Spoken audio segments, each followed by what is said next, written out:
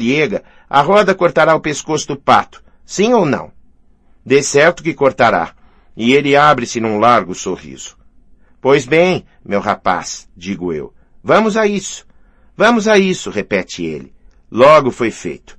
Colocou-se junto da brida disfarçadamente e eu ao lado para dirigir o pato. O Mujique naquele momento olhava para outra parte, conversando com alguém, e não tive de intervir. O próprio pato estendeu o pescoço para bicar por baixo da tia Liega, no caminho da roda. Fiz sinal ao rapaz, ele puxou a brida e zás! Lá se foi o pescoço do pato. Por desgraça, os Mujiques nos viram naquele momento e berraram.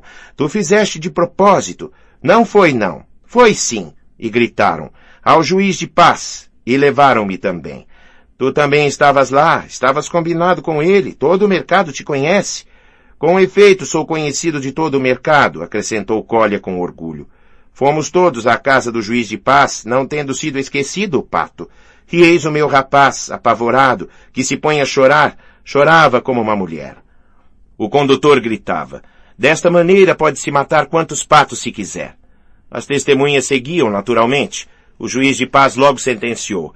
1 rublo de indenização ao cocheiro, mas podia ficar com o pato. Não deveria permitir-se fazer semelhantes brincadeiras no futuro. O rapaz não cessava de gemer.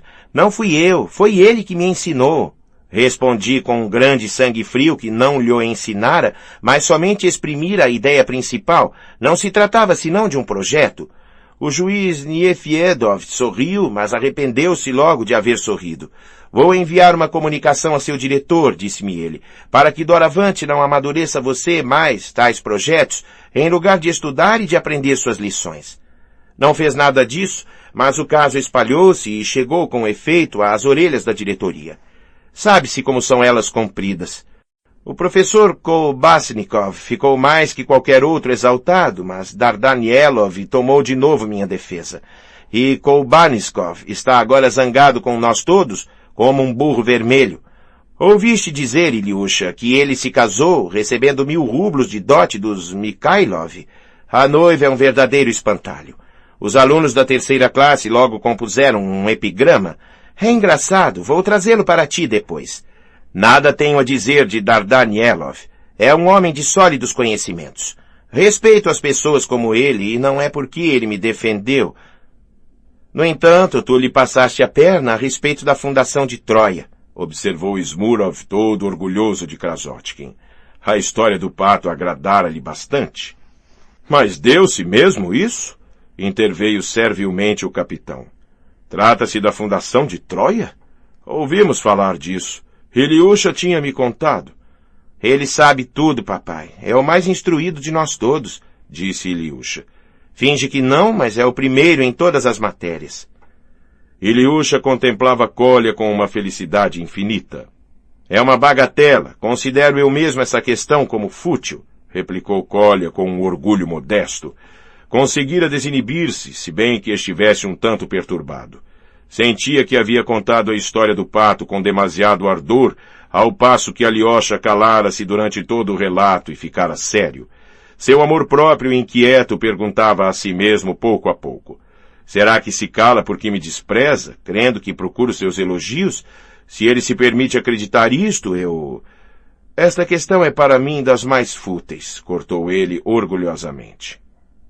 Eu sei quem fundou Troia, disse de repente um menino que não havia dito grande coisa até então, de ar tímido e silencioso, rosto delicado, de 11 anos, chamado Kartashov. Mantinha-se perto da porta. Kolya olhou-o com surpresa. Com efeito, a fundação de Troia tornara-se em todas as classes um segredo que só se podia desvendar lendo Smaragdov, e somente Kolya o possuía. Um dia, o jovem Kartashov aproveitou de um momento de distração de Kolya e abriu furtivamente um volume de Smaragdov, que se encontrava entre os livros dele, e deu diretamente na passagem em que se tratava dos fundadores de Troia. Havia já muito tempo que isso se dera, mas acanhava-se ele de revelar publicamente que também conhecia o segredo, temendo ser perturbado por outra pergunta de Kolya. Agora não pudera impedir-se de falar, como o desejava desde muito tempo. Pois bem, quem foi? E Kolya voltou-se arrogantemente para o lado dele, vendo pelo seu ar que Kartachov sabia o deveras e estava pronto para todas as consequências. Sentiu um frio. Troia foi fundada por Teucro, Dárdano, Ilo e Tros, recitou o menino, corando como uma peônia a ponto de causar dó ver. Seus colegas fixaram-no por um minuto, depois seus olhares voltaram-se para Kolya. Este continuava a mirar de alto a baixo audacioso, com um sangue frio desdenhoso. Pois bem, como se arranjaram eles? Dignou-se por fim proferir. E que significa em geral fundar uma cidade ou um estado? Será que eles foram colocar os tijolos, hein? Riram. O temerário, de rosado, tornou-se purpúreo. Calou-se, prestes a chorar. Kolya manteve-o assim um minuto. Para interpretar acontecimentos históricos, tais como a fundação de uma nacionalidade, é preciso, em primeiro lugar, compreender o que isso significa, disse num tom doutoral.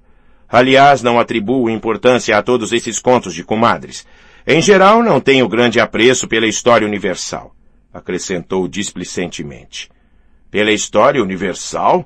Perguntou o capitão, assustado. Sim, é o estudo das tolices da humanidade e nada mais. Só gosto das matemáticas e das ciências naturais, disse Kolya, num tom pretensioso, olhando a furto para Alyosha. Só receava a opinião dele. Mas Alyosha permanecia grave e silencioso. Se tivesse falado então, as coisas ficariam como estavam. Mas calava-se e seu silêncio podia ser desdenhoso, o que irritou completamente Kolya. Outra vez, vem-nos com as línguas clássicas. Loucura e nada mais. O senhor parece não concordar comigo, Karamazov? Não, disse Alyosha, retendo um sorriso. As línguas clássicas, se quer minha opinião, são uma medida policial. Eis sua única razão de ser. E pouco a pouco Kolya recomeçou a ofegar. Instituíram-nas porque são enfadonhas e embrutecem. Como fazer para agravar o aborrecimento e a tolice que reinavam? Imaginou-se o estudo das línguas clássicas. Eis minha opinião e espero jamais mudá-la. Corou ligeiramente. É verdade, aprovou em tom convencido Smurov, que escutara com atenção. Ele é o primeiro em latim, notou um dos meninos. Sim, papai, ele fala assim, mas é o primeiro da classe em latim, confirmou Ilyusha. Pois bem, ri com isso. Kolya achou necessário defender-se, se bem que o elogio lhe fosse bastante agradável. Cavaco o latim porque é preciso, porque prometi à mamãe acabar meus estudos, e na minha opinião, quando se empreende uma coisa, deve-se fazê-la mesmo como é preciso, mas no meu foro íntimo desprezo profundamente o classicismo e toda essa baixeza. Não está de acordo, Karamazov? Por que uma baixeza? Sorriu de novo Alyosha. Com licença, todos os clássicos foram traduzidos, portanto não é para estudá-los que se tem necessidade do latim, mas unicamente por medidas policiais e a fim de embotar as faculdades. Não será isso uma baixeza? Mas quem lhe ensinou tudo isso? Exclamou Alyosha, afinal, surpreso. Em primeiro lugar, eu mesma posso compreendê-lo sem que mo ensinem em seguida. Saiba que o que acabo de explicar-lhe a respeito das traduções clássicas, o próprio professor Kolbaniskov disse-o em presença de toda a terceira classe. Eis o doutor, disse Ninochka, que se havia mantido calada todo o tempo. Com efeito, diante do portão parara um carro pertencente à senhora Koklakova. O capitão, que esperara o médico a manhã inteira, precipitou-se a seu encontro. A mamãe preparou-se, tomando um ar digno. Alyosha aproximou-se do leito, arranjou o travesseiro do doentinho. De sua cadeira, Ninochka o observava com inquietação. Os meninos despediram-se rapidamente, alguns prometendo voltar à tardinha. Kolya chamou o carrilhão que saltou para baixo do leito. Eu fico, disse ele precipitadamente a Alyosha. Esperarei no vestíbulo e voltarei com o carrilhão assim que o doutor se retirar. Mas o médico já vinha entrando, uma personagem importante, de peliça, com grandes suíças e queijo rapado. Transposta a soleira, parou de repente, como que desconcertado. Acreditava ter se enganado. Onde estou? Murmurou, sem tirar a peliça e conservando seu boné de pele. Toda aquela gente, a pobreza do quarto, a roupa branca pendurada numa corda, perturbavam-no. O capitão inclinou-se profundamente. É mesmo aqui, murmurou obsequioso. É a mim que o senhor procura. Sniegiryov? Pronunciou gravemente o doutor. O senhor Sniegiryov é o senhor? Sou eu. Ah! O doutor lançou novo olhar de asco pelo quarto e tirou sua peliça. Uma condecoração importante brilhava no seu peito. O capitão tomou conta da peliça. O doutor retirou seu gorro. Onde está o paciente? Perguntou ele num tom imperioso. 6. Desenvolvimento precoce. Que pensa que dirá o doutor? Disse rapidamente Kolya. Que fisionomia repelente, não é? Não posso tolerar a medicina. Ilyusha morrerá. Creio que é infalível, respondeu Alyosha, muito triste. Os médicos são charlatães. Sinto-me contente por tê-lo conhecido, Karamazov. Há muito tempo que tinha vontade de conhecê-lo. Somente é pena que nos encontremos em tão tristes circunstâncias. Kolya teria bem querido dizer algo de mais caloroso, de mais expansivo, mas sentia-se constrangido. Alyosha notou isso, sorriu, estendeu-lhe a mão. Aprendi desde muito tempo a respeitar no senhor uma criatura rara, murmurou de novo Kolya, atrapalhando-se. Disseram-me que o senhor era místico, que viveu num mosteiro, mas isto não me deteve. O contato da realidade curá-lo-á. É o que acontece às naturezas como a sua. Quem chama você místico? De que me curarei? Perguntou Alyosha um tanto surpreso. Ora essa, Deus e o resto. Como? Será que você não acredita em Deus? Pelo contrário, nada tenho contra Deus. De certo, Deus não é senão uma hipótese, mas reconheço que ele é necessário à ordem do mundo e assim por diante. E se ele não existisse, seria preciso inventá-lo, acresceu Kolya, ficando corado. Imaginou de súbito que Alyosha pensasse que ele queria exibir seu saber e portar-se como adulto. Ora, não quero absolutamente exibir meu saber diante dele, pensou Kolya com indignação, e ficou de repente muito contrariado. Confesso que todas essas discussões me repugnam, interrompeu-se. Pode-se amar a humanidade sem crer em Deus. Que pensa o senhor? Voltaire não acreditava em Deus, mas amava a humanidade. Ainda, pensou ele consigo. Voltaire acreditava em Deus, mas fracamente, parece. E amava a humanidade da mesma maneira, respondeu Alyosha, num tom bem natural, como se conversasse com alguém da mesma idade ou mais velho do que ele. Kolya ficou impressionado com essa falta de segurança de Alyosha na sua opinião sobre Voltaire e com o fato de parecer deixar que ele, um rapazinho, resolvesse a questão. Será que você leu Voltaire? Concluiu Alyosha. Não precisamente. Aliás, li Candide, numa tradução russa. Uma velha tradução, mal feita, ridícula. Ainda. E compreendeu? Ah, sim, tudo. Isto é, por que pensa o senhor que não compreendi? É certo que tem umas passagens salgadas. Sou capaz, certamente, de compreender que é um romance filosófico e escrito para demonstrar uma ideia. Kolya decididamente se atrapalhava. Sou socialista, Karamazov, socialista incorrigível, declarou ele de súbito e inconsideradamente. Socialista? Alyosha pôs-se a rir. Mas quando teve tempo? Não tem senão 13 anos, creio. Kolya sentiu vexame. Em primeiro lugar, não tenho 13 anos, mas 14 dentro de 15 dias, disse ele impetuosamente. Em seguida, não compreendo absolutamente o que tem que ver aqui a minha idade. Trata-se de minhas convicções e não de minha idade, não é verdade? Quando for mais idoso, verá que influência tem a idade sobre as ideias. Pareceu-me também que isso não partia de você, respondeu Alyosha sem se comover.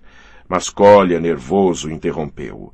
Com licença, o senhor quer a obediência e o misticismo. Convenha que o cristianismo, por exemplo, só serviu aos ricos e aos grandes para manter a classe inferior na escravidão. Não é verdade? Ah, sei onde você leu isso. Trataram de doutriná-lo, exclamou Alyosha. Permita, porque teria eu lido necessariamente isso? E ninguém me doutrinou. Posso eu mesmo. E se o senhor quer, não sou contra Cristo. Era uma personalidade completamente humana, e se tivesse vivido na nossa época, ter-se-ia juntado aos revolucionários. Talvez tivesse desempenhado um papel de destaque. É mesmo fora de dúvida. Mas onde pescou você tudo isso?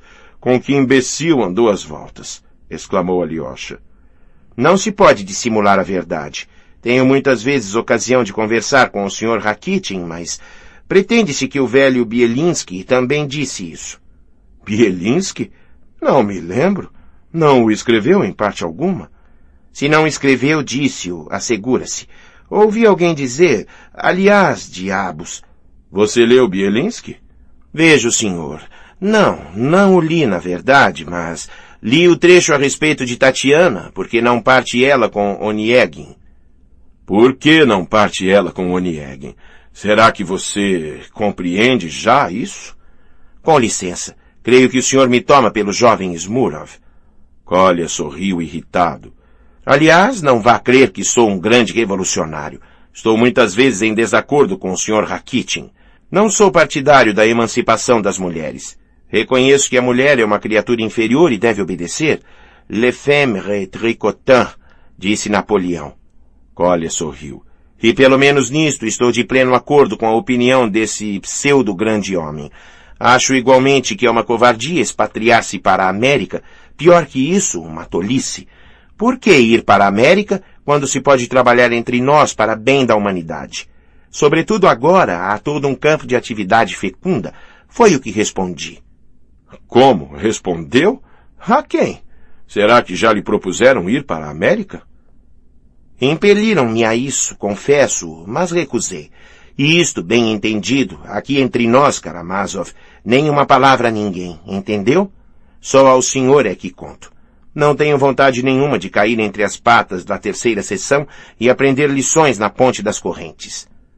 Nota. Ponte das Correntes. Terceira seção era a polícia secreta, cuja sede ficava perto da Ponte das Correntes. Fim da nota. Perto da Ponte das Correntes, do edifício te recordarás. Lembra-se? É magnífico. Por que ri? Acha que lhe contei pilhérias? E se ele souber que só possuo aquele único número de O Sino e que nada li além disso? Pensou Kolya estremecendo. Nota. O Sino. Kolokol, em russo. Famosa revista fundada por Herzen, literato russo, contemporâneo de Dostoiévski e partícipe do movimento revolucionário da época. Era publicada em Londres e introduzida clandestinamente na Rússia. Fim da nota. Oh, não estou rindo e não penso absolutamente que você me mentiu. Eis por que não o penso. Porque a pura verdade. Diga-me, leu o Onegin de Pushkin? Você falava de Tatiana. Não, ainda não, mas quero lê-lo.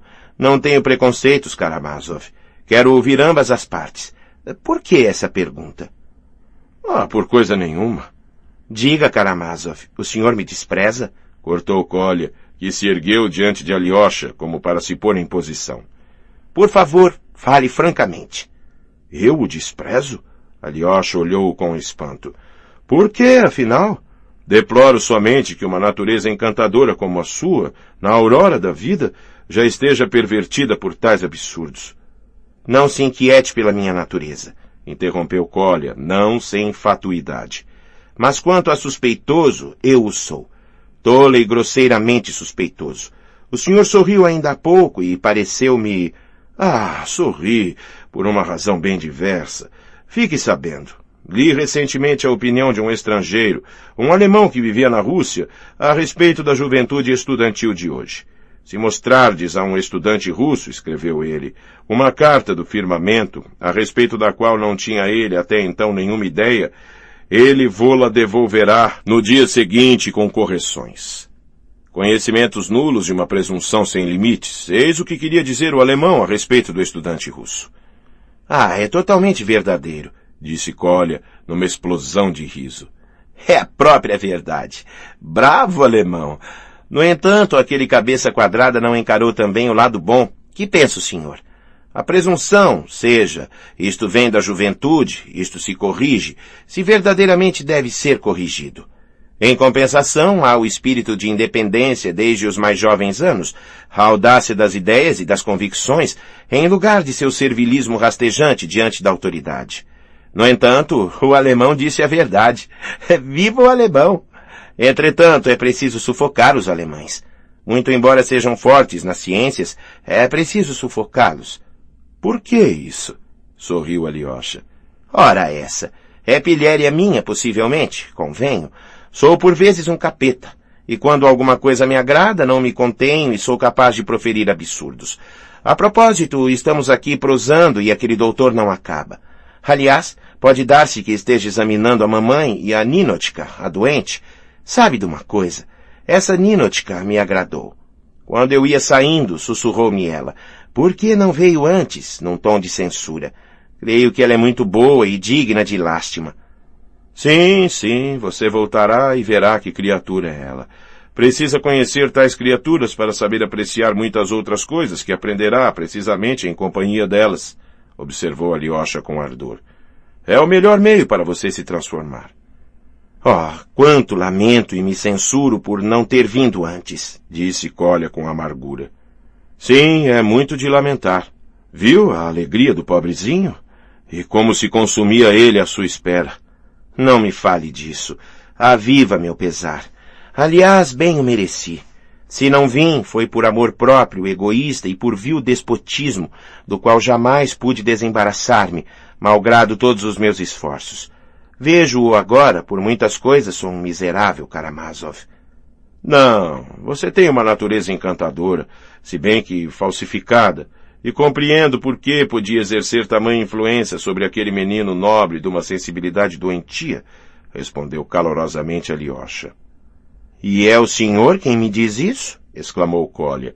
Imagine que pensei várias vezes, estando aqui, que o senhor me desprezava. Se soubesse como faço questão de sua opinião. Mas pode ser mesmo verdade que seja você tão desconfiado? Nessa idade? Pois bem, imagine que ainda há pouco, ao olhá-lo, quando você contava, pensava justamente que você deveria ser muito desconfiado. Já o pensou? Que golpe de vista tem o senhor, vejam só. Aposto que foi quando falava eu do pato. Imaginei então que o senhor me desprezava profundamente, porque eu me esforçava por bancar o malicioso. Detestei-o de repente por essa razão e comecei a perorar. Em seguida, pareceu-me, já aqui, quando eu disse, se Deus não existisse era preciso inventá-lo, que me apressara por demais em exibir minha instrução, tanto mais quanto ler essa frase em alguma parte. Mas juro-lhe que não era por vaidade, mas à toa. Ignoro por quê, na minha alegria, verdadeiramente creio que foi na minha alegria, muito embora seja vergonhoso aborrecer as pessoas pelo fato de se estar alegre. Sei disso. Em compensação, estou persuadido agora de que o senhor não me despreza e que sonhei tudo isso. Oh, Karamazov, sou profundamente infeliz. Imagino por vezes, Deus sabe por quê, que toda a gente zomba de mim e estou pronto então a subverter a ordem estabelecida. E atormenta o seu meio, sorriu Alyosha. É verdade, sobretudo minha mãe. Karamazov, diga, mostro-me agora muito ridículo? Não pense nisso, não pense absolutamente, exclamou Alyosha. E que é o ridículo? Sabe quantas vezes um homem é ou parece ridículo? Além do mais, atualmente, quase todas as pessoas que têm capacidade temem extremamente o ridículo, o que as torna infelizes. Admiro-me somente de que experimente você isso a tal ponto, se bem que o observe desde muito tempo e não unicamente em sua casa. Atualmente, adolescentes estão atingidos por esse mal. É quase uma loucura. O diabo encarnou-se no amor próprio para apoderar-se da geração atual. Sim, o diabo, insistiu Alyosha sem sorrir, como pensava Kolya, que o fixava. Você é como todos, concluiu ele. Isto é, como muitos. Somente não se deve ser como todos. Ainda mesmo que todos sejam assim? Sim, ainda mesmo que todos sejam assim. Apenas você não será como eles. Na realidade, você não é como todos. Não coroa em confessar um defeito e até mesmo um ridículo. Ora, atualmente, quem é capaz disso? Ninguém. Não se sente mesmo mais a necessidade de condenar-se a si mesmo. Não seja como todos, ainda que ficasse sozinho. Muito bem. Não me enganei a seu respeito. O senhor é capaz de consolar. Ah, quanto me senti atraído para o senhor, Karamazov. Desde muito tempo aspirava por este encontro. Dar-se-ia que também pensasse assim a meu respeito? Ainda há pouco o disse. Sim, ouvi falar de você e pensava também em você. E se em parte é o amor próprio que o fez agora perguntar isso, isso nada quer dizer. Sabe, Karamazov, que nossa explicação se assemelha a uma declaração de amor? Declarou Kolya com uma voz fraca e como que envergonhada. Não é ridículo? Absolutamente. E mesmo se fosse ridículo, não quereria dizer nada, porque está bem, afirmou Alyosha com um claro sorriso. Convenha, Karamazov, que o senhor mesmo, agora, tem um pouco de vergonha também. Vejo-o nos seus olhos. E Kolya sorriu com um ar astuto, mas quase feliz. Que há de vergonhoso? Por que corou? Mas foi você que me fez corar, disse rindo Alyosha, que ficara com o efeito todo vermelho. Pois bem, sim, tenho um pouco de vergonha. Deus sabe por quê, ignoro-o, murmurou ele quase constrangido. Oh, como gosto do senhor e como o aprecio neste momento, justamente porque o senhor também tem vergonha comigo. Porque é como eu, exclamou Kolya entusiasmado. Tinha as faces vermelhas, seus olhos brilhavam. Escute, Kolya, você será muito infeliz na vida, disse de repente Alyosha. Sei. Como o senhor adivinha tudo, confirmou logo Kolya. Mas no conjunto, abençoará, no entanto, a vida. É isto. Viva! O senhor é um profeta. Nós nos entenderemos, Karamazov. Sabe, o que mais me encanta é que o senhor me tratava completamente como a um igual. Ora, nós não somos iguais. O senhor é superior, mas nos entenderemos. Dizia a mim mesmo há um mês. Ou seremos imediatamente amigos para sempre, ou nos separaremos como inimigos até a morte. E ao falar assim, você já gostava de mim, de certo? E Alyosha soltou uma risada alegre. Eu gostava enormemente do senhor. Gostava do senhor e pensava no senhor. E como pode o senhor tudo adivinhar? Ora, eis o doutor. Meu Deus, diz alguma coisa? Olha que cara ele tem. 7. Ilyusha. O doutor saía da isbá metido na sua peliça e com seu gorro na cabeça. Tinha o ar quase irritado e cheio de asco, como se receasse sujar-se. Percorreu com os olhos o vestíbulo, lançando um olhar severo a Alyosha e a Kolya. Alyosha fez sinal ao cocheiro e o carro que havia trazido o doutor avançou para a porta. O capitão saiu precipitadamente atrás dele e, inclinado, desculpando-se quase, deteve-o para uma derradeira palavra. O rosto do pobre homem estava abatido, seu olhar apavorado. Excelência, será possível? Começou ele sem terminar, limitando-se a juntar as mãos em seu desespero, se bem que seu olhar implorasse ainda o médico, como se verdadeiramente uma palavra deste pudesse mudar a sorte do pobre menino. Que fazer? Não sou Deus, respondeu o doutor num tom displicente, se bem que grave por hábito. Doutor, Vossa Excelência, e será em breve? Em breve? Preparem-se para tudo, respondeu o doutor, martelando as palavras, e baixando os olhos, dispunha-se a transpor a soleira para subir no carro. Excelência, em nome de Cristo! O capitão apavorado deteve-o uma segunda vez. Excelência, será que na verdade não há nada que possa salvá-lo agora? Isto não depende de mim agora, declarou o médico impaciente. E no entanto... parou de repente. Sim, por exemplo, o senhor poderia enviar seu paciente imediatamente e sem tardar. O doutor pronunciou estas derradeiras palavras, quase com cólera, a ponto de fazer o capitão estremecer. A Siracusa! Então, em consequência das novas condições climatéricas favoráveis, poderia talvez produzir-se... A Siracusa? Exclamou o capitão, como se não compreendesse ainda. Siracusa é na Sicília, explicou Kolya em voz alta.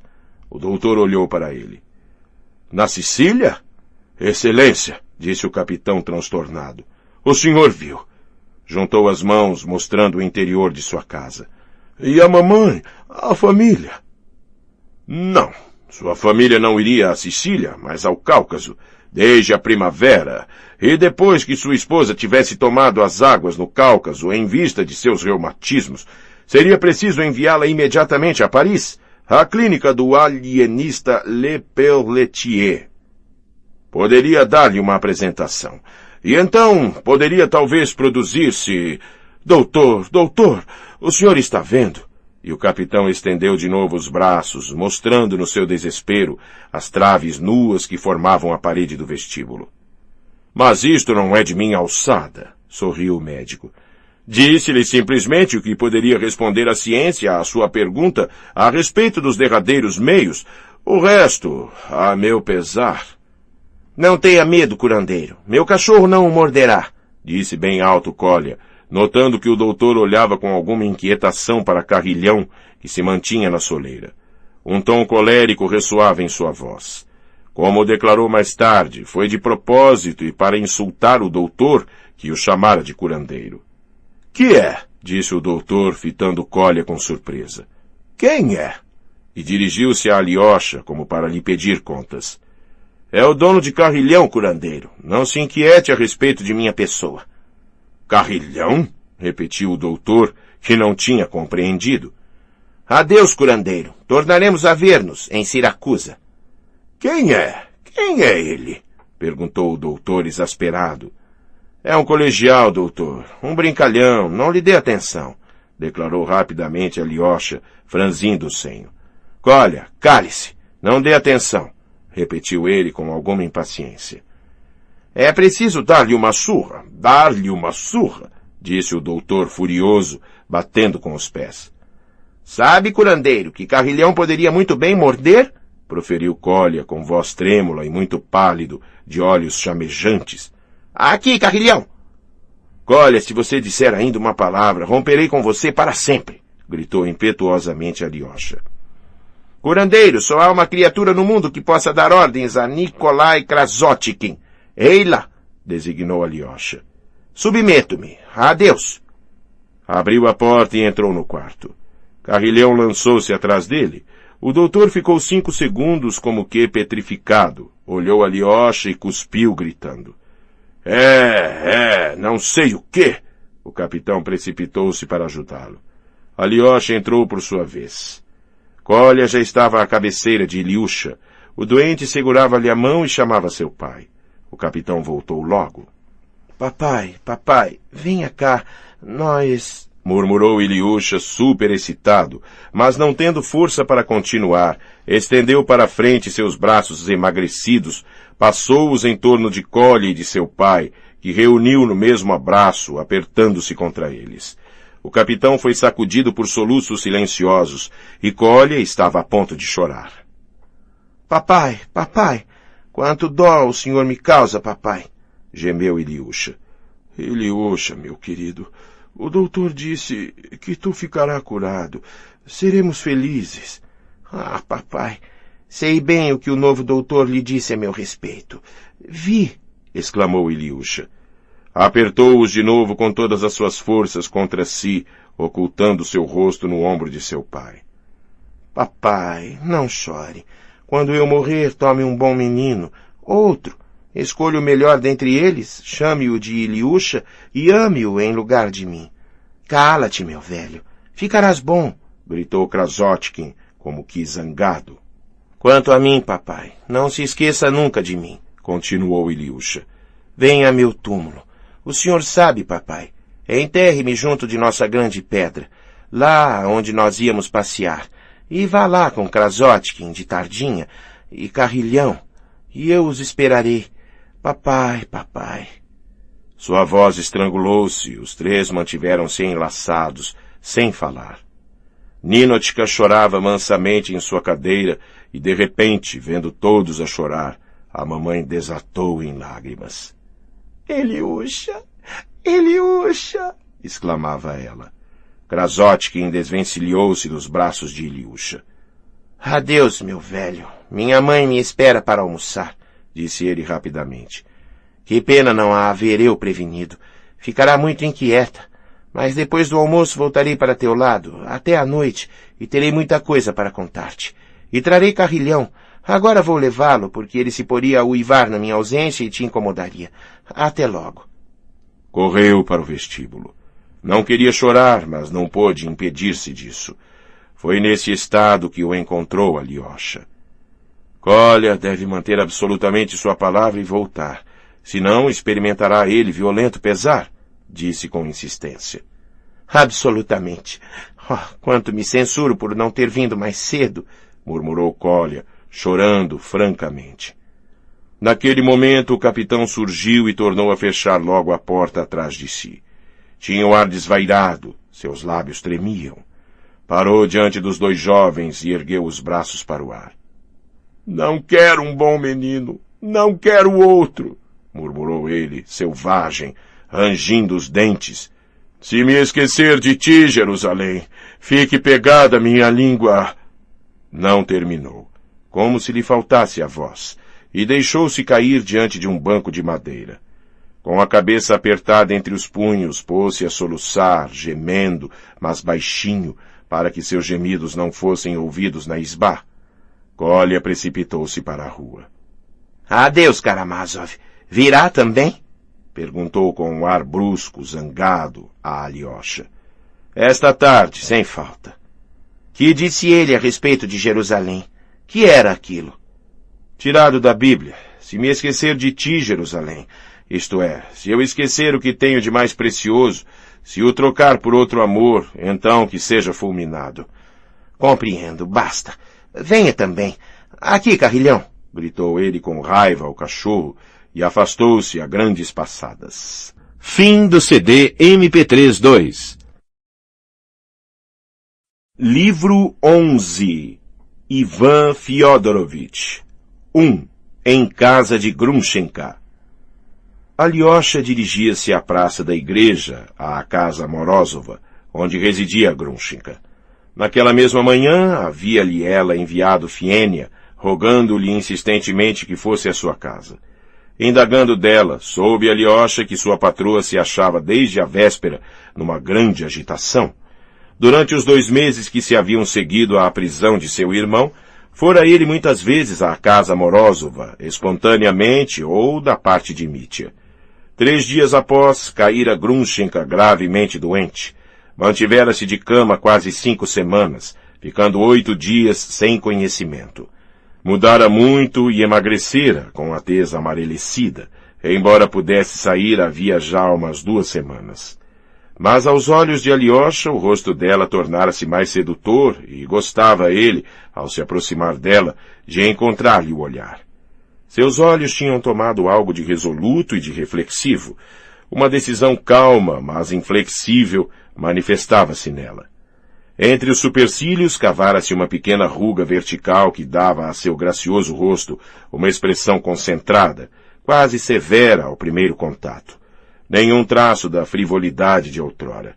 Admirava-se Alyosha de que Grushenka tivesse conservado sua alegria de outrora, malgrado a desgraça que a ferira, noiva de um homem detido quase logo depois por um crime horrível, apesar da doença e da ameaça de uma condenação quase certa. Nos seus olhos outrora altivos uma espécie de doçura brilhava agora, mas mostravam por vezes um clarão de maldade, quando a retomava uma antiga inquietação que, longe de se acalmar, aumentava em seu coração. Era a respeito de Katarina Ivanovna, de quem falava mesmo em seu delírio durante sua doença. Alyosha compreendia que ela estava com ciúme por causa de Mitya, muito embora Katarina não o tivesse visitado uma vez sequer na prisão, como teria podido fazê-lo. Tudo isso embaraçava Alyosha, porque era somente nele que Grushenka confiava, pedindo sem cessar seus conselhos. Por vezes não sabia o que dizer-lhe. Chegou à casa dela preocupado. Voltara ela da prisão havia meia hora e apenas pela vivacidade com que se levantou à entrada dele, concluiu que o esperava com impaciência. Em cima da mesa havia um baralho. Sobre o divã de couro, arranjado como cama, estava semi-estendido Maximov, doente e enfraquecido, mas sorridente.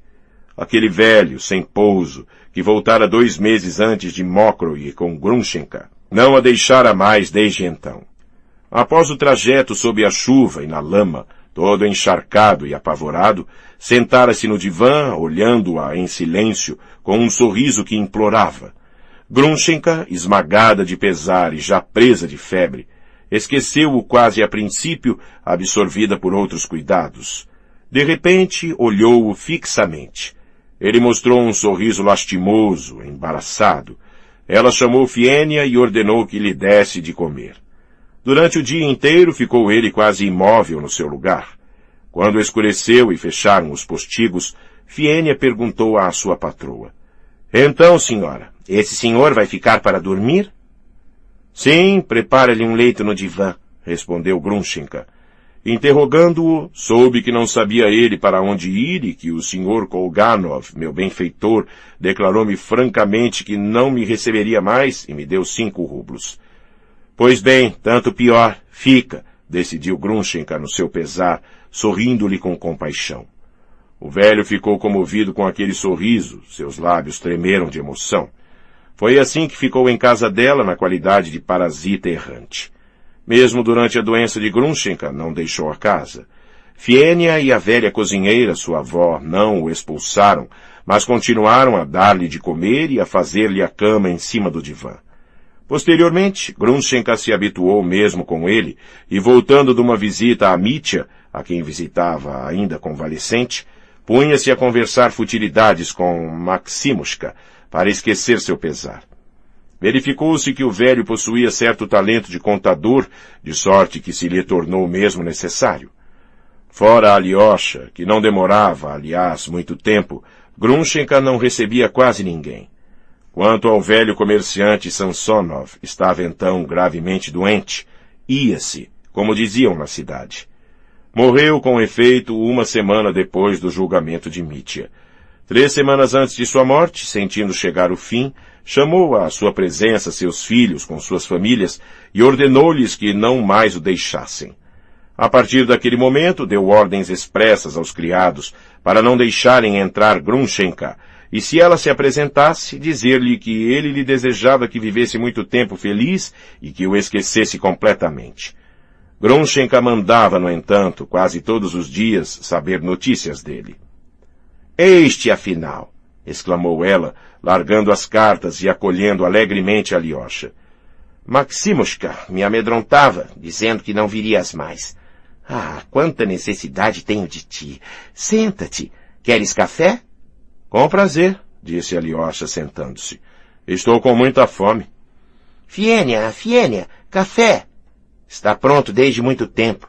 Traze também uns bolinhos quentes. Sabes, Alyosha, tive uma complicação hoje a respeito desses bolinhos. Levei-os à prisão e, acredita, ele os recusou. Chegou mesmo a pisar um. Vou deixá-los com o guarda, disse-lhe eu. Se não os queres, é que tua maldade te alimenta. E fui saindo. Brigamos ainda uma vez. É todas as vezes a mesma coisa. Grushenka falava com agitação. Maximov sorriu timidamente e baixou os olhos. A propósito de que hoje? Perguntou Alyosha. Não esperava isso absolutamente. Imagina que está com ciúme de meu antigo. Por que lhes dar dinheiro? Disse-me ele. Puseste-te então a sustentá-lo? Está com ciúme, de manhã à noite. Uma vez estava com ciúme até mesmo de Kuzma, na última semana. Mas ele conhecia o antigo? Como não? Sabia de tudo desde o começo. Hoje me injuriou. Tenho vergonha de repetir suas palavras. O imbecil. Rakitka chegou quando eu saía. É talvez ele quem o excita, hã? Que pensas? Acrescentou ela com ar distraído. Ele te ama muito e agora está nervoso. Como não estar nervoso? Julgam-no amanhã? Tinha ido justamente para reconfortá-lo, porque tenho medo, Alyosha, de imaginar o que acontecerá amanhã. Tu dizes que ele está nervoso? E eu, então? E ele fala do polonês. Que imbecil. Mas creio que ele não está com ciúme de Maximushka. Minha mulher também era bastante ciumenta, observou Maximov. De ti, disse Grushenka, rindo, malgrado seu. Quem poderia mesmo fazê-la ficar ciumenta? As criadas de quarto. Cala-te, Maximushka. Não estou de humor para risadas. A cólera mesmo me domina. Não olhes os bolinhos, não terás deles. Far-te-iam mal. É preciso cuidar também deste. Disse-ia que minha casa é um asilo. Sorriu. Não mereço seus benefícios, sou insignificante, disse Maximov num tom queixoso. Prodigalize antes sua bondade com os que são mais úteis do que eu. Ora, Maximushka, cada qual é útil. Como saber qual o mais, qual o menos? Se somente aquele polonês não existisse... Alyosha, ele também imaginou cair doente hoje. Fui vê-lo igualmente. Vou enviar-lhe de propósito os bolinhos. Não o fiz, mas já que Mitya me acusa disso, enviá-los-ei agora de propósito. Ah, eis Fienia com uma carta. É isto. São os poloneses pedindo ainda dinheiro. Pan Musialovich enviava-lhe, com efeito, uma carta bastante longa e empolada, como era seu hábito, em que lhe rogava que lhe emprestasse 3 rublos. Era acompanhada por um recibo com a promessa de pagar dentro de 3 meses. A assinatura de Pan Vrublievski figurava também. Grunchenka já havia recebido de seu antigo muitas cartas semelhantes com reconhecimentos de dívidas. Isto datava de sua convalescença 2 semanas antes. Sabia que os 2 Panowie tinham, contudo, vindo saber notícias dela durante sua doença. A primeira carta, escrita numa folha de grande formato, lacrada com um sinete de família, era longa, bastante obscura e empolada, de modo que Grunchenka só leu a metade e pô-la de parte, sem ter nada compreendido dela. Zombava bem de cartas naquela ocasião. Essa primeira carta foi seguida, no outro dia, de uma segunda, em que Pan Musialovich pedia-lhe que lhe emprestasse 2.000 rublos a curto prazo. Grunchenka deixou-a igualmente sem resposta. Veio em seguida uma série de missivas igualmente pretensiosas, em que a soma pedida diminuía gradualmente, caindo para 100 rublos, para 25, para 10, e por fim Grunchenka recebeu uma carta em que os Panowie mendigavam 1 rublo somente, com um recibo assinado pelos 2. Tomada de súbita piedade, foi ela mesma ao crepúsculo, à casa do Pan. Encontrou os 2 poloneses numa miséria negra, famintos, sem fumo, sem cigarros, devendo à sua locadora. Os 200 rublos ganhos de Mitya tinham desaparecido depressa. Grunchenka ficou surpresa, contudo, por ser acolhida pretensiosamente pelos Panowie, com uma etiqueta majestosa e falas enfáticas. Só fez rir daquilo, deu 10 rublos ao seu antigo, contou rindo a coisa a Mitya, que não demonstrou nenhum ciúme. Mas depois os Panowie agarravam-se a Grunchenka, bombardeavam-na, todos os dias com pedidos de dinheiro, e todas as vezes enviava a ela alguma coisa. Eis que hoje Mitya se mostrara ferozmente ciumento. Como uma tola, passei em casa dele, quando fui ver Mitya, porque ele também estava doente, o meu antigo Pan, continuou Grunchenka com volubilidade. Conto isso a Mitya, rindo. Imagina, digo-lhe, que meu polonês pôs-se a cantar minhas canções de outrora, acompanhando-se numa guitarra. Pensa em enternecer-me. Então Mitya começou a injuriar-me, de modo que vou enviar bolinhos aos Panowie. Fienia, dá 3 rublos à menina que eles mandaram e 1 dúzia de bolinhos enrolados num papel. Tu, Alyosha, contarás isto a Mitya. Nunca, disse Alyosha sorrindo. Ora, pensas que ele se atormenta? É de propósito que se faz de ciumento. No fundo, isto pouco lhe importa, declarou Grunchenka com amargura.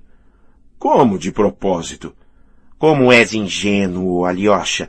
Não compreendes nada, malgrado toda a tua inteligência. O que me ofende não é o ciúme dele, o contrário é que me teria ofendido. Sou assim. Admito o ciúme, sendo eu mesma ciumenta. Mas o que me ofende é que ele não me ama absolutamente e tem ciúme agora de mim de propósito. Serei uma cega? Põe-se a falar-me de Katia, de como mandou ela vir de Moscou um médico afamado e o primeiro advogado de Petersburgo para defendê-lo. Ama-a, pois que lhe faz o elogio em minha presença. É culpado para comigo, mas arma brigas contra mim e é o primeiro a acusar-me e a lançar as culpas sobre mim. Conheceste o polonês antes de mim. É-me, portanto, permitido ter agora relações com Katia. Eis como estão as coisas. Quer lançar sobre mim toda a culpa. É de propósito que provoca essas brigas comigo. Digo-te, somente eu. Grunschenka não terminou, cobriu os olhos com seu lenço e desatou em lágrimas.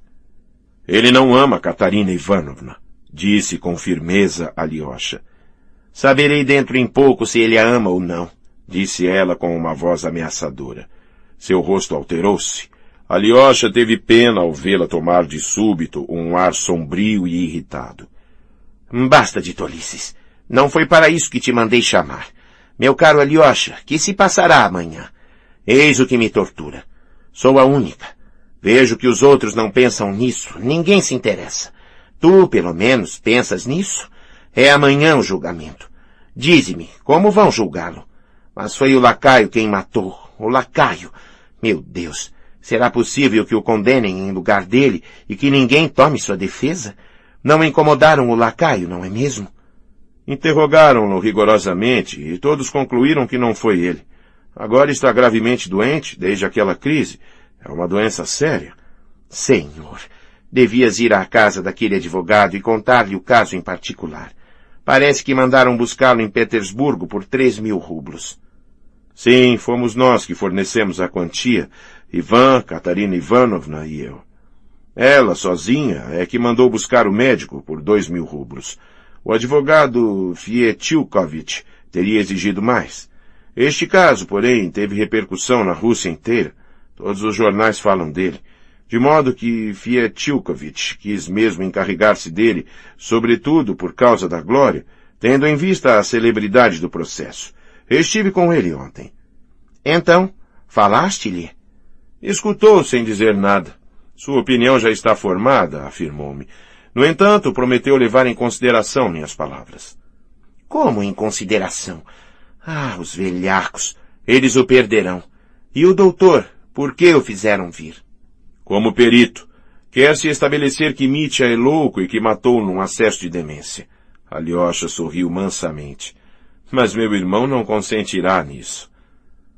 Mas seria a verdade se ele tivesse matado. Estava louco, então. Completamente louco. E a culpa foi minha, miserável. Mas não foi ele. E todo mundo pretende que foi ele o assassino. Até mesmo Fienia depôs, de maneira que parece ele culpado. E na venda, e aquele funcionário, e no botequim, onde o tinham ouvido antes, todos o acusam. Sim, os depoimentos multiplicaram-se, notou Alyosha com ar sombrio. E Gregório Vassilievich persiste em dizer que a porta estava aberta. Pretende tê-la visto e nada o fará mudar de opinião. Fui vê-lo, falei-lhe, pois ainda por cima injuriou-me. Sim, é talvez o depoimento mais grave contra meu irmão, disse Alyosha. Quanto à loucura de Mitya, ela existe agora mesmo. Começou Grunschenka com ar preocupado, misterioso. Sabes, Alyosha, há muito tempo que queria dizer-te. Vou vê-lo todos os dias e encho-me de espanto. Dize-me, que pensas? De que fala ele sempre atualmente? Não compreendo nada do que ele diz. Pensava que era algo de profundo, acima do meu alcance. Tola que sou. Mas eis que ele me fala de um nenê. Por que é ele pobre, o nenê? Por causa dele é que vou agora para a Sibéria. Não matei, mas é preciso que eu vá para a Sibéria. De que se trata? Quem é este nenê? Não compreendi nada disso. Pus-me simplesmente a chorar. Ele falava tão bem, ambos nós chorávamos. Beijou-me e fez sobre mim o sinal da cruz. Que é que isso significa, Alyosha? Quem é esse nenê? Rakitin tomou o hábito de visitá-lo, sorriu Alyosha. Aliás, isto não parte de Rakitin. Não o vi ontem, irei vê-lo hoje. Não é Rakitka. É seu irmão Ivan Fyodorovitch quem o atormenta, quem vai vê-lo. Grunschenka interrompeu-se bruscamente. Alyosha olhou-a, estupefato. Como? Ivan vai vê-lo? Mitya mesmo me disse que ele nunca fora lá. Pois bem. Eis como sou. Tagarelei, exclamou Grunschenka, rubra de confusão. Enfim, Alyosha, não fales. Já que comecei, direi toda a verdade. Ivan foi lá 2 vezes vê-lo. A primeira, logo que chegou de Moscou. A segunda, há 1 semana. Proibiu Mitya de falar disso. Visitava-o às ocultas. Alyosha permanecia mergulhado em suas reflexões. Aquela notícia impressionara-o fortemente. Ivan não me falou do caso de Mitya. Em geral, conversou pouco comigo. Quando eu ia vê-lo, parecia sempre descontente, de modo que há já 3 semanas que não vou à casa dele. Se ele esteve lá 8 dias, produziu-se com efeito uma mudança em Mitya há 1 semana. Sim, uma mudança, disse vivamente Grunchenka. Eles têm um segredo. O próprio Mitya me falou disso. E um segredo que o atormenta. Antes mostrava-se alegre e se mostra ainda agora. Somente, vês tu, quando começa a mover a cabeça, a andar de lá para cá, a puxar os cabelos das têmporas, sei que está agitado. Tenho certeza. Aliás, ainda hoje estava alegre. Tu disseste, nervoso. Uma e outra coisa. Fica nervoso por um momento, depois alegre, depois, de repente, nervoso de novo. Na verdade, Alyosha, ele me surpreende. Uma tal sorte em perspectiva e acontece-lhe desatar em gargalhadas por bagatelas. Dir-se-ia uma criança. É verdade que ele te proibiu de me falares a respeito de Ivan? Sim, és tu, sobretudo, que Mitya teme. Porque há um segredo, ele mesmo mo disse. Alyosha, meu querido, vai, pois, trata de saber qual é esse segredo e vem dizer-mo que eu, desgraçada, conheça enfim minha sorte maldita. Foi por isso que te mandei chamar hoje. Pensas que isso diz respeito a ti? Mas então ele não te teria falado? Não sei. Talvez não ouse dizer-mo. Está prevenido. O fato é que tem um segredo.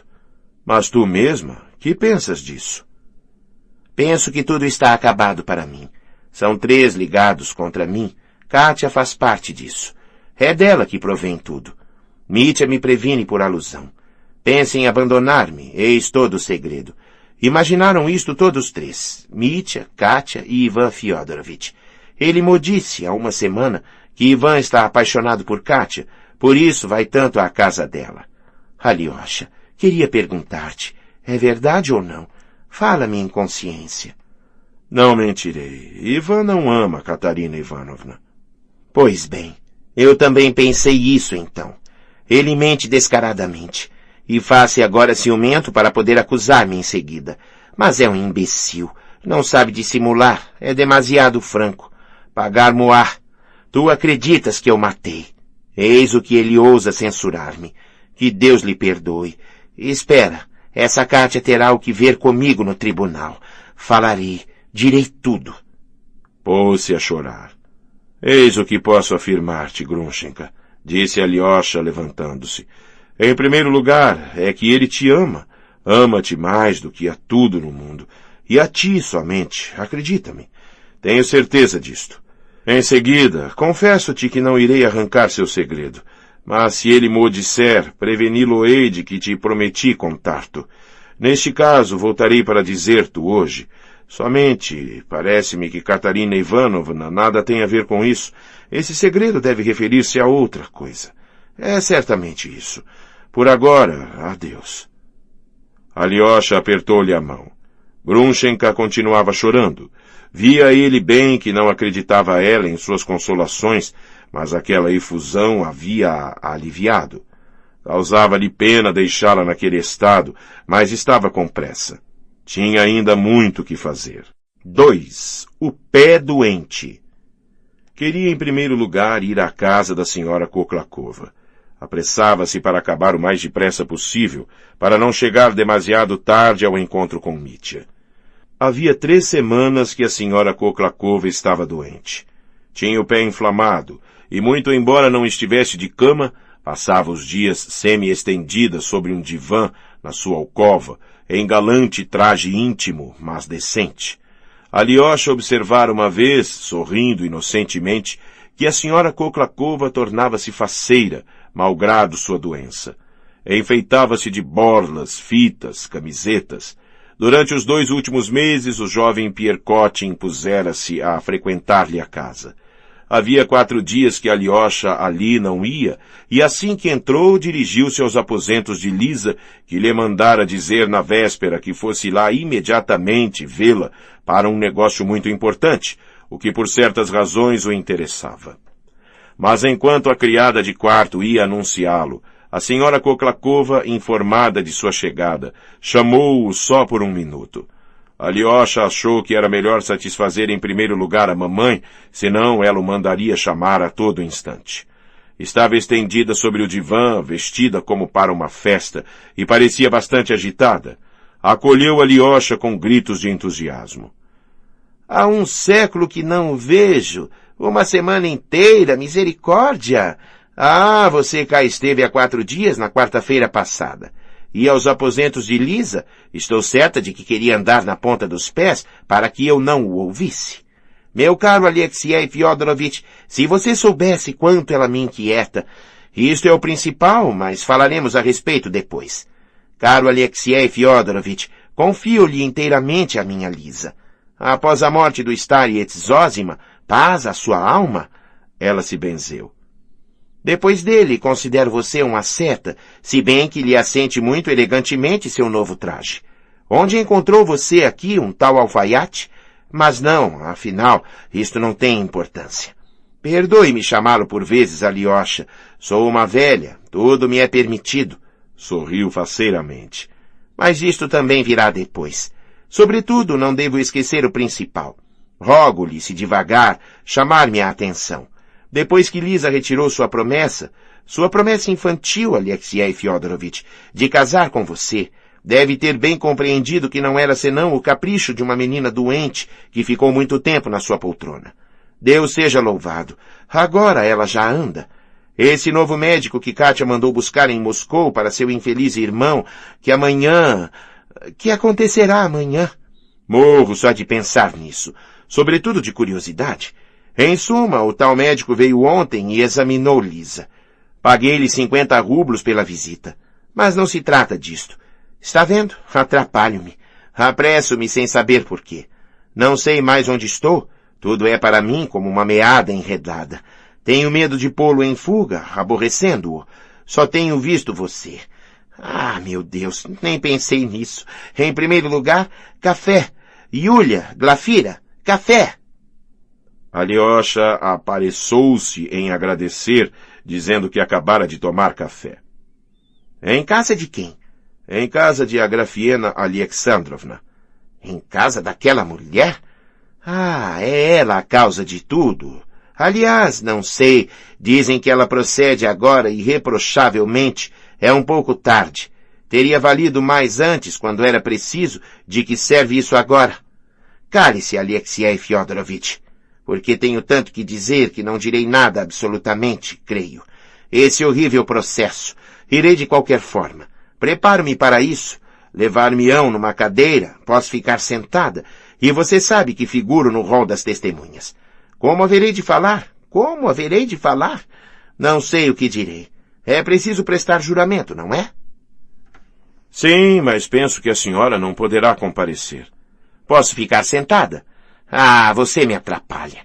Esse processo, esse ato selvagem, em seguida todos vão para a Sibéria, outros se casam, e tudo isso depressa, e tudo muda. Enfim, todos envelhecem e olham para o túmulo. Pois bem, seja, estou fatigada. Aquela Katia, c'était charmante personne, iludiu minha esperança. Agora vai acompanhar um de seus irmãos à Sibéria, o outro a seguirá e estabelecer-se-á na cidade vizinha, e todos farão uns e outros sofrer. Isto me faz perder o juízo, sobretudo essa publicidade. Falaram disso milhares de vezes nos jornais de Petersburgo e de Moscou. Ah, sim. Imagine você que escreveram também a meu respeito, que eu era uma boa amiga de seu irmão. Não posso pronunciar a tal palavra vergonhosa, imagine. É impossível? Onde escreveram isso? Como? Vou mostrar-lhe. Recebi o jornal ontem. Aqui está. É no jornal de Petersburgo, Boatos. Esse Boatos apareceu este ano. Gosto muito dos boatos. Tomei assinatura e eis-me bem servida em questão de boatos. Está aqui, neste lugar. Leia. E estendeu a Alyosha um jornal que se achava sob o travesseiro. Não estava agitada, mas abatida, e com efeito tudo se misturava talvez na sua cabeça. O tópico era característico e devia certamente impressioná-la, mas por felicidade achava-se ela então incapaz de concentrar-se em um ponto e podia num instante esquecer mesmo o jornal e passar a outra coisa. Quanto à repercussão daquele triste caso na Rússia inteira, conhecia a Alyosha desde muito tempo, e Deus sabe as notícias estranhas que tivera ocasião de ler havia 2 meses, entre outras verídicas, a respeito de seu irmão, dos Karamazov, e dele mesmo. Dizia-se mesmo num jornal que, apavorado pelo crime de seu irmão, havia-se ele feito monge e enclausurara-se. Aliás, desmentia-se esse boato, afirmando, pelo contrário, que em companhia do Starets Zosima, arrombara ele a caixa do mosteiro e fugira. A notícia aparecida no jornal Boatos intitulava-se Escrevem-nos de Skotoprigonovievski. Ai, assim se chama nossa cidadezinha, nome que ocultei por muito tempo, a propósito do processo Karamazov. Nota. Skotoprigovievski significa, por extensão, mercado de animais. Fim da nota. Era curta e o nome da senhora Koklakova nela não figurava. Contava-se somente que o criminoso que se preparavam para julgar com tal solenidade, capitão reformado, de atitudes insolentes, vadio e partidário da servidão, mantinha intrigas amorosas, influenciava sobretudo algumas damas a quem sua solidão pesava. Uma delas, uma viúva que se entediava, afetando mocidade, se bem que mãe de uma filha já grande, enamora-se dele a ponto de oferecer-lhe, 2 horas antes do crime, 3.000 rublos para partir em sua companhia para as minas de ouro.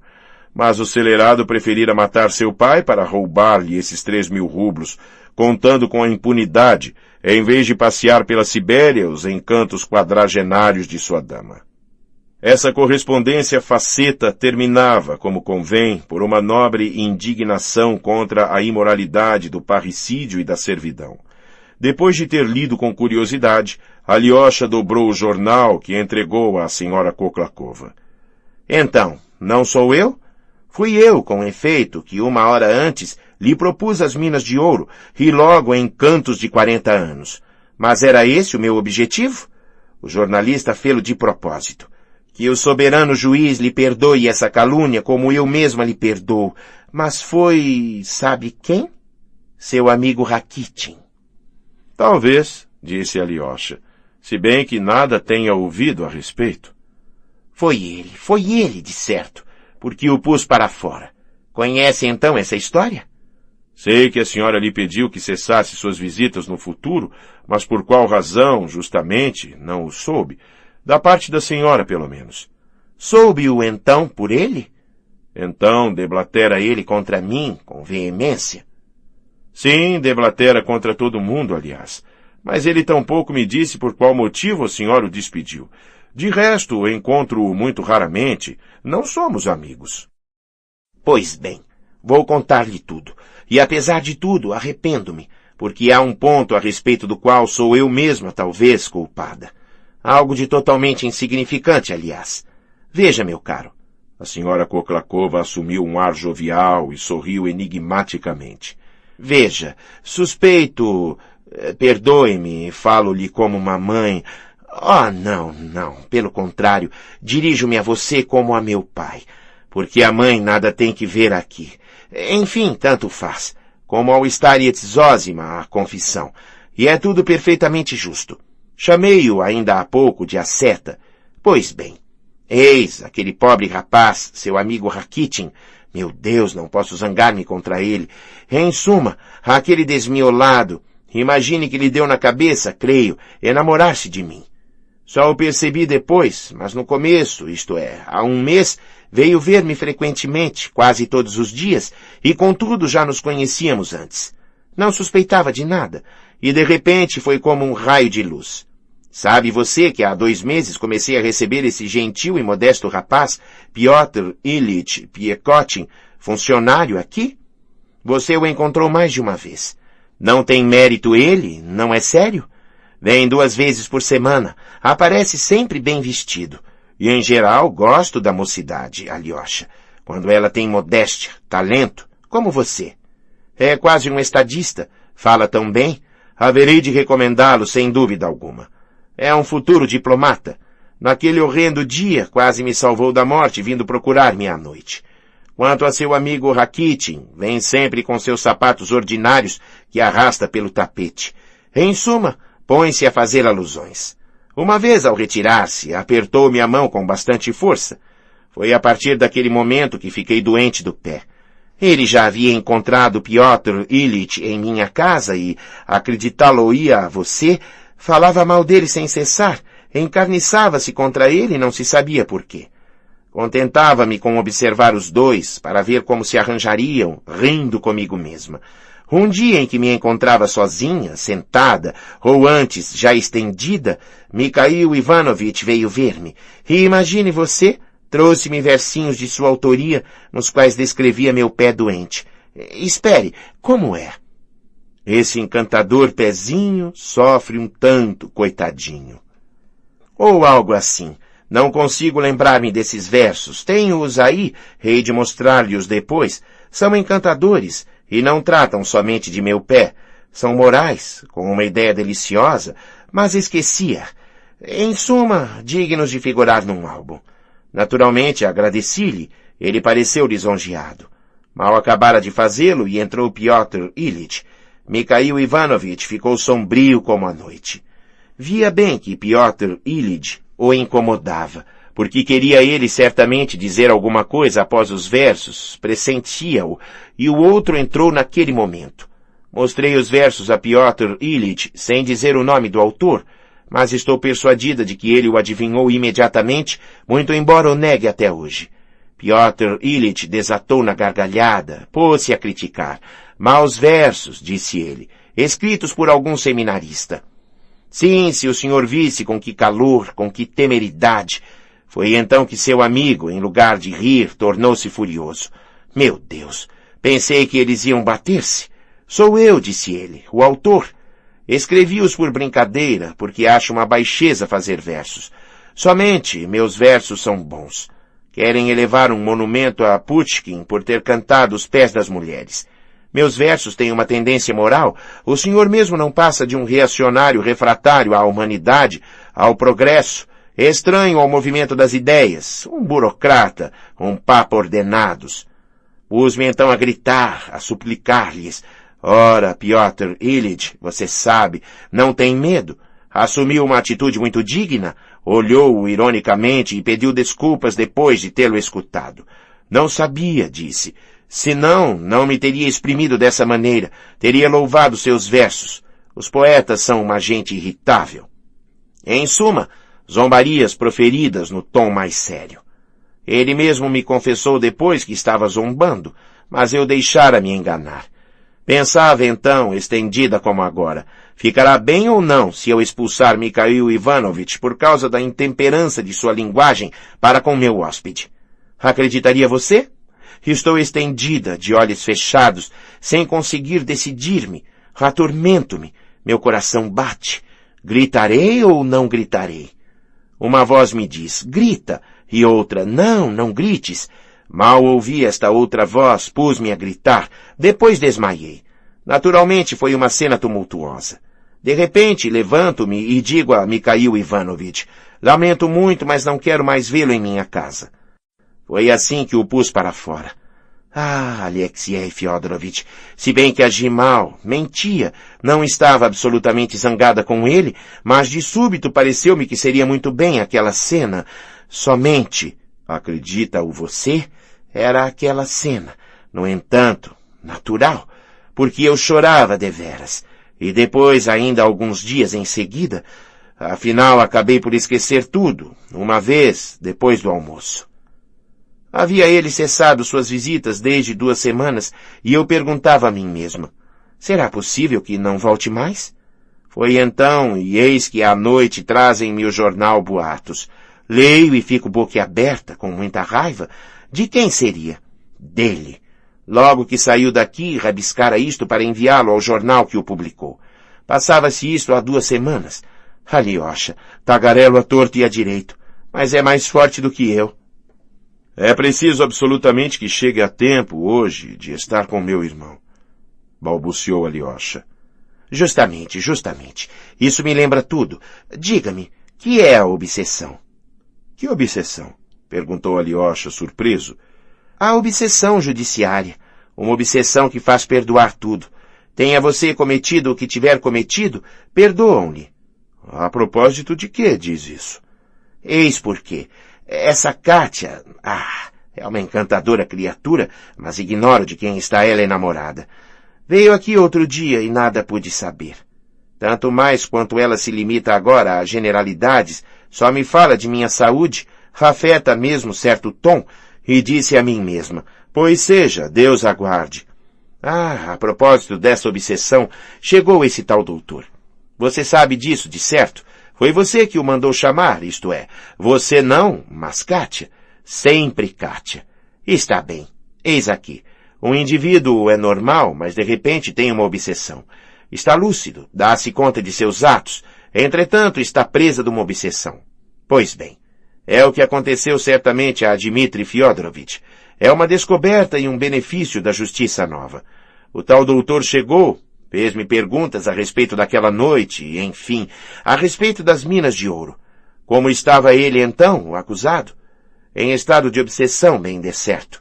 Exclama, dinheiro, dinheiro, dê-me 3.000 rublos. Depois foi assassinar. Não quero, dizia ele, não quero matar. No entanto, o fez. De modo que perdoá-lo-ão por causa dessa resistência, muito embora tenha matado. Mas ele não matou, interrompeu um pouco bruscamente Alyosha, cuja agitação e impaciência cresciam. Eu sei, foi o velho Gregório quem matou. Como Gregório? Mas sim, foi Gregório. Ficou desmaiado depois de ter sido golpeado por Dmitri Fyodorovich. Depois levantou-se e, vendo a porta aberta, foi matar Fyodor Pavlovich. Mas por quê? Por quê? Sob o império de uma obsessão. Voltando a si, depois de ter sido golpeado na cabeça, a obsessão fê-lo cometer aquele crime. Ora, diz ele que não matou, talvez não se lembre. Somente veja você. Será bem melhor que Dmitri Fyodorovich haja matado. É bem isto, embora fale de Gregório, foi certamente Dmitri, e isto é melhor, muito melhor. Não que eu aprove o assassínio de um pai por um filho. Os filhos, pelo contrário, devem respeitar os pais. No entanto, vale mais que seja ele, porque então não terão vocês de ficar desolados, uma vez que ele matou inconscientemente, ou antes conscientemente, mas sem saber como a coisa ocorreu. Deve-se absolvê-lo. Será humano, ver-se-ão os benefícios da justiça nova. Eu não sabia de nada. Dizem que isso é já coisa antiga. Desde que o soube ontem, fiquei tão impressionada que queria mandar chamar você. E se o absolverem, convidá-lo-ei para jantar imediatamente. Reunirei conhecidos e beberemos à saúde dos novos juízes. Não acho que seja perigoso. Aliás, haverá gente, poder-se-á sempre levá-lo, se ele se mostrar furioso. Mais tarde poderá ele, noutra parte, ser juiz de paz ou alguma outra coisa, porque os melhores juízes são aqueles que sofreram também desgraças. Sobretudo, quem não tem sua obsessão agora? Você, eu, todo mundo. E quantos exemplos? Um indivíduo está cantando uma romança, de repente algo lhe desagrada, pega uma pistola, mata o primeiro que encontra e absolvem-no. Li o recente, todos os doutores confirmaram-no. Confirmam tudo agora. Pense, pois, Lisa tem uma obsessão. Fez-me chorar ontem e anteontem. Hoje adivinhei que era simplesmente uma obsessão. Lisa causa-me tanta pena. Creio que perdeu o juízo. Por que mandou chamá-lo? Ou então veio você espontaneamente? Ela mandou chamar-me e vou ter com ela, declarou Alyosha, levantando-se com ar resoluto. Caro Alexei Fyodorovich, eis talvez o essencial, exclamou a senhora Koklakova, chorando. Deus é testemunha de que lhe confio sinceramente Lisa, e não tem importância o haver mandado chamá-lo sem que eu o soubesse. Quanto a seu irmão Ivan, desculpe-me, mas não lhe posso confiar tão facilmente minha filha, muito embora o considere sempre como o rapaz mais cavalheiresco. E imagine que veio visitar Lisa e eu não sabia de nada. Como? O quê? Quando? Perguntou Alyosha estupefato. Não se havia tornado a sentar. Vou contar-lhe. Talvez o tenha mandado chamar para isso, não me lembro mais. Ivan Fyodorovich veio ver-me 2 vezes depois de seu regresso de Moscou. A primeira para fazer-me uma visita na qualidade de conhecido. A segunda, recentemente. Kátia encontrava-se aqui em minha casa e ele entrou sabendo disso. Bem entendido, não pretendia eu frequentes visitas da parte dele, conhecendo suas complicações. Vous comprenez, c'était affaire et la mort terrible de votre papa. Mas venho a saber de repente que ele veio de novo, não aos meus aposentos, mas aos de Lisa, há 6 dias. Ficou uns 5 minutos. Soube-o 3 dias depois por Glafira, e isto chocou-me. Chamo logo Lisa, que se põe a rir. Pensava, disse ela, que a senhora estava dormindo e veio pedir-me notícias suas. Foi isto, de certo. Somente Lisa, meu Deus, que pena me causa. Imagine que uma noite, há 4 dias, depois de sua visita, teve ela uma crise de nervos, gritos, gemidos. Por que nunca tenho eu crises de nervos? No dia seguinte e no outro dia, novo ataque, e ontem essa obsessão. Ela grita para mim, de repente, detesto Ivan Fyodorovitch, exijo que a senhora não o receba mais, que lhe proíba a entrada nesta casa. Fiquei estupefata e repliquei-lhe, por que razão despedir um jovem tão cheio de mérito, tão instruído e, além do mais, tão infeliz? Porque todas essas histórias são antes uma desgraça que uma felicidade, não é mesmo? Ela desatou a rir às minhas palavras de uma maneira ferina. Fiquei contente, pensando tê-la divertido e que as crises cessariam. Aliás, queria eu mesma despedir Ivan Fyodorovitch por causa de suas estranhas visitas, sem meu consentimento, e pedir-lhe explicações.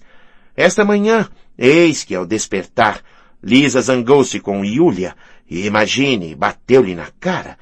Ora, é monstruoso? Trato de você, minhas criadas de quarto. 1 hora depois, abraçava ela Yulia e beijava-lhe os pés. Mandou dizer-me que não viria aqui, que não queria vir mais aqui, aos meus aposentos, doravante, e quando me arrastei até o seu quarto, cobriu-me de beijos, chorando, depois empurrou-me para fora sem dizer uma palavra, de modo que nada pude saber. Agora, caro Alexei Fyodorovitch, ponho toda a minha esperança em você. Meu destino está sem dúvida em suas mãos. Rogo-lhe que vá ver Lisa, que esclareça tudo isso, como só você sabe fazê-lo, e vir contar-me, a mim, a mãe, porque você compreende, morrerei deveras se isto tudo continua, ou fugirei desta casa. Não posso mais, tenho paciência, mas posso perdê-la e então será terrível. Ah, meu Deus, enfim, Piotr Ilyich, exclamou a senhora Koklakova, radiante, vendo entrar Piotr Ilyich Pierkotin. Você chegou atrasado. Pois bem, sente-se, fale, decida a sorte. Que diz esse advogado? Aonde vai você, Alexei Fyodorovitch? Ao quarto de Lisa. Ah, sim. Não se esquecerá do que lhe pedi? Trata-se de meu destino. De certo que não, se todavia for possível, mas estou tão atrasado, murmurou Alyosha retirando-se. Não, venha sem falta, e não, como diz, se for possível, senão morrerei. Gritou às costas dele a senhora Koklakova, mas Alyosha já havia desaparecido. 3. Um diabinho. Encontrou Lisa semi-estendida na poltrona onde a carregavam, quando ainda não podia ela andar. Não se levantou à entrada dele, mas seu olhar penetrante atravessou-o. Aquele olhar estava um tanto aceso, a tez amarelada. Ficou Alyosha impressionado com a mudança que se operara naqueles 3 dias, havendo mesmo emagrecido. Não lhe estendeu ela a mão. Ele lhe aflorou os dedos finos, imóveis, sobre seu vestido, e sentou-se diante dela sem dizer nada. Sei que você tem pressa de ir à prisão, declarou bruscamente Lisa. Mamãe reteve-o 2 horas. Acaba de falar-lhe de Yulia e de mim. Como sabe? Escutei. Que tem de me olhar? Se me agrada, escuto. Não há mal nisso. Não peço perdão. Há alguma coisa que a perturbe? Pelo contrário, sinto-me muito bem. Ainda há pouco pensava pela 10ª vez em como fiz bem em retomar a palavra dada e não me tornar sua mulher. Você não convém como marido. Se casar com você e encarregá-lo de levar um bilhete a um apaixonado por mim, você o faria e traria mesmo a resposta. E aos 40 anos ainda levaria tais bilhetes. Pôs-se a rir. Há em você algo de mau e ao mesmo tempo de ingênuo, disse Alyosha sorrindo. É por ingenuidade que não tenho vergonha diante de você. Não somente não tenho vergonha, mas não quero tê-la, justamente diante de você. Alyosha, por que é que não o respeito? Amo-o muito, mas não o respeito. Senão, não lhe falaria sem nenhuma vergonha, não é? Com efeito? Acredita que não tenho vergonha diante de você? Não, não acredito. Lisa riu de novo nervosamente. Falava depressa. Mandei bombons para seu irmão, Dmitri Fyodorovich, na prisão. Alyosha, sabe que você é muito gentil? Eu o amarei muito por me ter permitido tão depressa não amá-lo. Por que mandou chamar-me hoje, Lisa? Queria dar-lhe parte de um desejo. Quero que alguém me faça sofrer, que case comigo, depois me torture, me engane e me abandone. Não quero ser feliz. Enamorou-se da desordem? Ah, quero a desordem.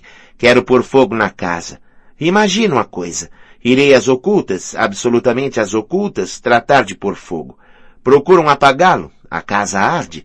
Sei e me calo. Ah, que coisa estúpida. Que horror. Fez um gesto de desgosto. Você vive na riqueza, disse Alyosha em voz baixa. Será que vale mais viver pobremente? Sim. Era seu defunto monge quem lhe contava isso. Não é verdade. Que eu seja rico e todos os outros pobres, comerei bombons, beberei creme e não darei a ninguém. Ah, não fale, não diga nada. Fez um gesto, se bem que Alyosha não tivesse aberto a boca. Você já me disse tudo isso antes, sei-o de cor. É aborrecido. Se sou pobre, matarei alguém. Talvez mesmo mate sendo rica. Por que me constranger? Sabe de uma coisa? Quero cegar os trigos. Serei sua mulher. Você tornar-se-á mujik, um verdadeiro mujik. Teremos um poldrinho. Quer? Conhece Kolganov? Sim. Ele sonha, andando. Diz, de que serve viver? Na verdade, é melhor sonhar. Podem-se sonhar as coisas mais alegres, mas a vida é o tédio. Ele se casará em breve. Fez também a mim uma declaração. Sabe chicotear peão? Sim. Pois bem, ele parece um peão. É preciso pô-lo em movimento, atirá-lo, chicoteá-lo. Se casar com ele, lançá-lo-ei a vida inteira. Não tem você vergonha de ficar comigo? Não. Você está muito zangado porque não falo das coisas santas. Não quero ser santa, que se faz no outro mundo para o maior pecado. Você deve saber ao certo. Deus condena, disse Alyosha, olhando-a fixamente. É o que quero. Chegaria, condenar-me-iam, riria bem na cara de todos. Quero absolutamente pôr fogo na casa, Alyosha. Em nossa casa. Não me acredita? Por que, afinal? Há crianças aos 12 anos que têm muita vontade de pôr fogo em alguma coisa e o fazem. É uma espécie de doença. Não é verdade, não é verdade. Há mesmo crianças, mas não falo disso. Você toma o mal pelo bem. É uma crise passageira que provém, talvez, de sua antiga doença. Mas você me despreza. Não quero fazer o bem, muito simplesmente. Quero fazer o mal. Não há nenhuma doença. Por que fazer o mal? Porque não resta nada em parte alguma. Ah, como seria bom. Sabe, Alyosha, penso por vezes em fazer muito mal, coisas vis, durante muito tempo, às ocultas, e de repente todos ficarão sabendo. Todos me cercarão e me mostrarão com o dedo e eu os encararei. É muito agradável. Por que é tão agradável, Alyosha? À toa. A necessidade de esmagar algo de bom, ou como você dizia, de pôr fogo. Isto acontece também. Não me contentarei com dizê-lo. Falo-ei. Acredito-o. Ah, como amo por causa dessa palavra. Acredito-o. Com efeito, você não mente, mas pensa talvez que lhe digo tudo isso de propósito para irritá-lo? Não, não penso. Se bem que haja talvez também um pouco dessa necessidade. Um pouco, sim. Não minto nunca diante de você, declarou ela com um clarão nos olhos. O que impressionava sobretudo Alyosha era a seriedade dela. Não havia sombra de malícia nem de brincadeira em seu rosto, muito embora outrora a alegria e a jovialidade não a deixassem nos seus momentos mais sérios. Há momentos em que o homem ama o crime, declarou Alyosha com ar pensativo. Sim, você exprimiu minha ideia. Amam-no, todos o amam, sempre, e não por momentos. Sabe, há como que uma convenção geral de mentira a este respeito. Todos mentem desde então. Pretendem odiar o mal e todos o amam dentro de si mesmos. E você continua a ler maus livros? Sim, mamãe oculta-os debaixo de seu travesseiro, mas os surripio. Será que não tem você consciência de que se está destruindo? Quero destruir-me. Há aqui um rapaz que ficou deitado entre os trilhos durante a passagem de um trem. Felizardo. Escute, julgam agora seu irmão por ter assassinado seu pai. E todo mundo está contente porque ele o matou. Estão contentes porque ele matou meu pai? Sim, todos estão contentes. Dizem que é horrível, mas dentro de si mesmos estão muito contentes. Eu sou a primeira. Nas suas palavras há um pouco de verdade, disse docemente Alyosha. Ah, que ideias tem você! Exclamou Lisa entusiasmada. E é um monge. Não pode você crer quanto o respeito, Alyosha, porque você nunca mente. Ah, é preciso que lhe conte um sonho ridículo. Vejo por vezes em sonho, diabos. É à noite, estou no meu quarto com uma vela. De repente, diabos surgem em todos os cantos, debaixo da mesa, abrem a porta, há uma multidão deles que quer entrar para agarrar-me. E já avançam, agarram-me, mas benzo-me, e todos eles recuam, tomados de pavor. Mas não desaparecem completamente. Ficam a esperar na porta e nos cantos. De repente, sinto uma vontade louca de me pôr a blasfemar em voz alta.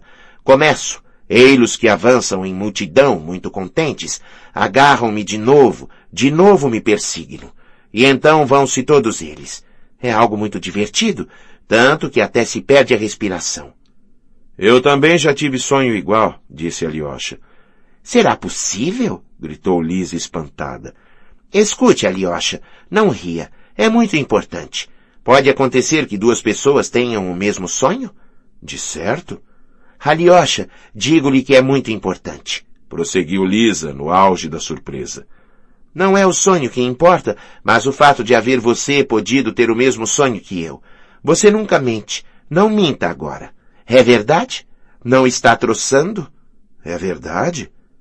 Lisa, atordoada, calou-se um instante. Alyosha, venha ver-me, venha mais vezes, proferiu ela num tom suplicante. Virei sempre à sua casa, toda a minha vida, respondeu ele com firmeza. Falo a você só, continuou Lisa.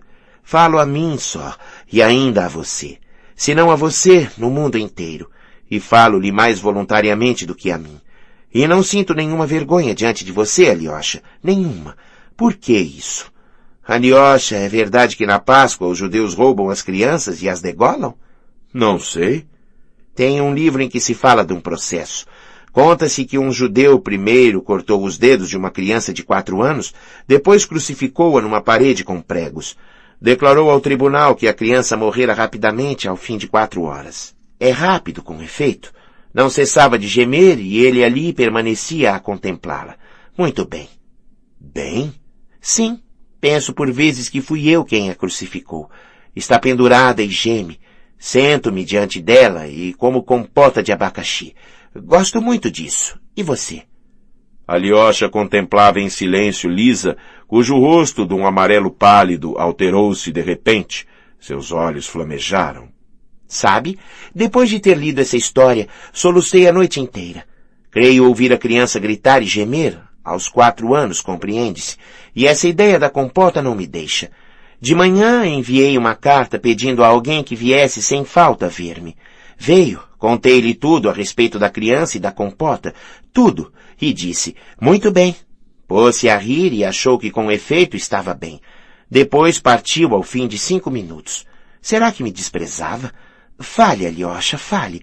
Desprezava-me, sim ou não? Ergueu-se em seu divanzinho com os olhos cintilantes. Diga-me, proferiu Alyosha agitado. Você mesma mandou chamar esse alguém? Eu mesma. Enviou-lhe uma carta? Sim. Precisamente para pedir-lhe isso, a propósito da criança? Não, absolutamente.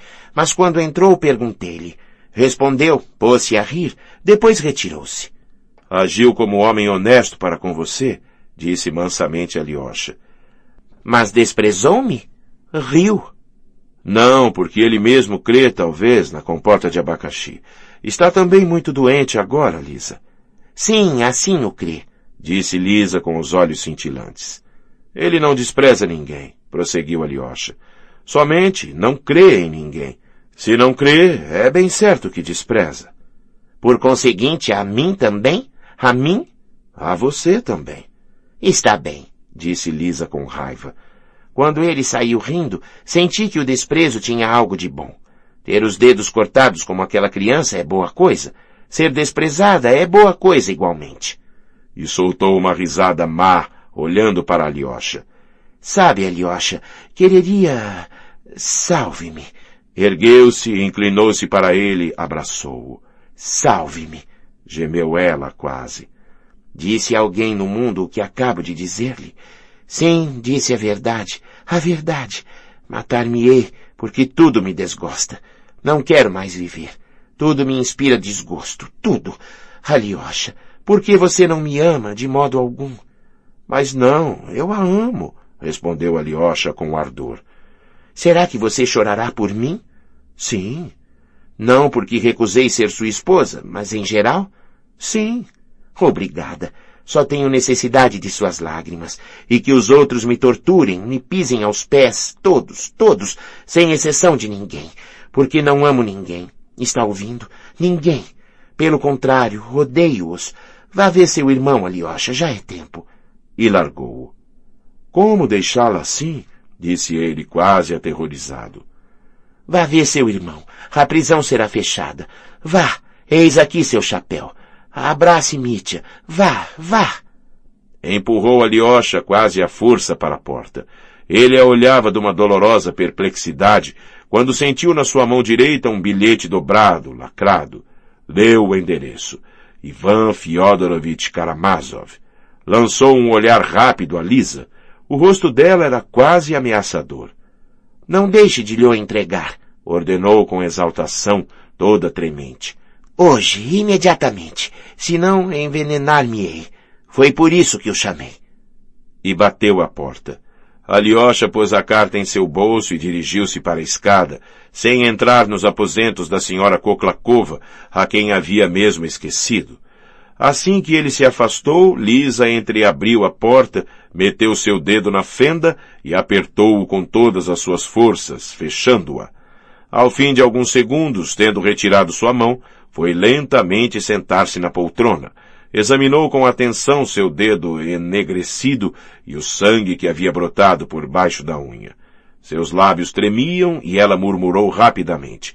Miserável, miserável, miserável, miserável! 4. O hino e o segredo. Já era tarde, e os dias são curtos em novembro, quando Alyosha tocou à porta da prisão. Caía a noite, mas sabia que o deixariam entrar sem dificuldade. Na nossa cidadezinha é o mesmo que em toda a parte. No começo, sem dúvida, uma vez terminada a instrução preparatória, as entrevistas de Mitya com seus parentes ou algumas outras pessoas eram cercadas de certas formalidades necessárias, mas posteriormente fizeram exceção para certos visitantes. Chegou a ponto de, por vezes, realizarem-se quase a sós as entrevistas com o prisioneiro. Aliás, esses privilegiados eram pouco numerosos. Somente Grushenka, Alyosha e Rakitin. O Spravnik, Mikhail Makarovich, estava muito favorável à jovem. O velho lamentava ter gritado contra ela em Mokroe. Em seguida, uma vez ao corrente, mudara completamente de opinião a seu respeito. E coisa estranha, se bem que estivesse persuadido da culpabilidade de Mitya, desde sua prisão tornava-se mais indulgente para com ele. Era talvez uma boa natureza, mas a embriaguez e a desordem perderam-no. Uma espécie de compaixão havia sucedido nele ao horror do começo.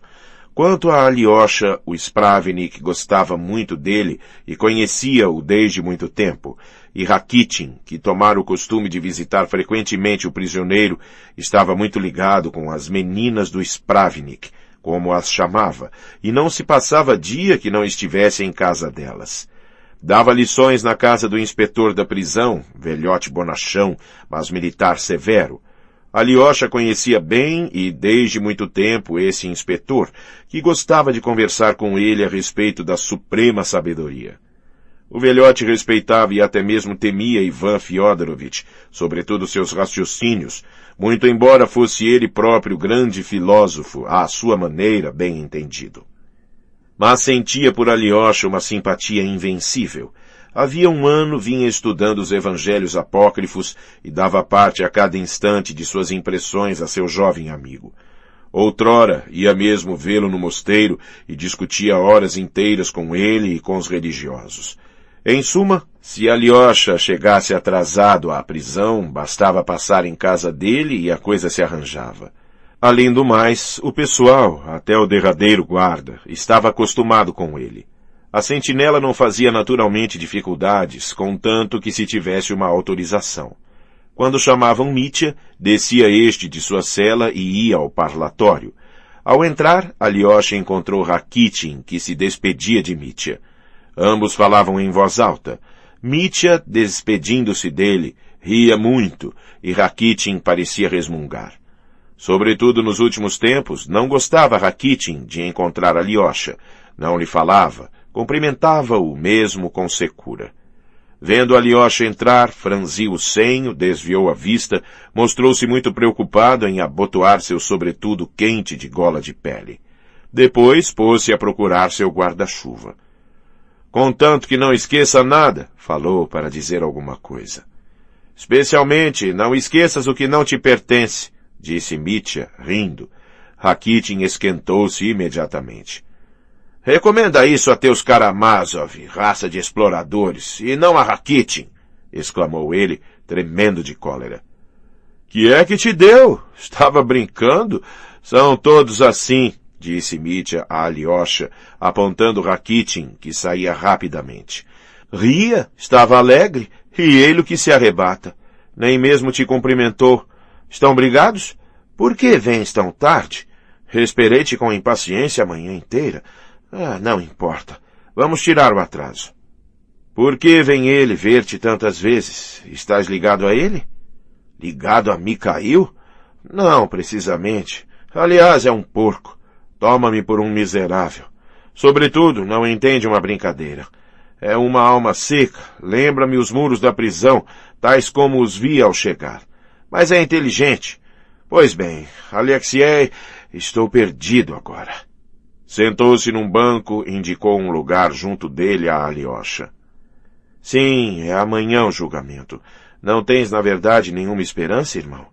De que falas? Perguntou Mitya com o olhar vago. Sim, do julgamento. É o diabo. Bagatelas tudo isso. Falemos do essencial.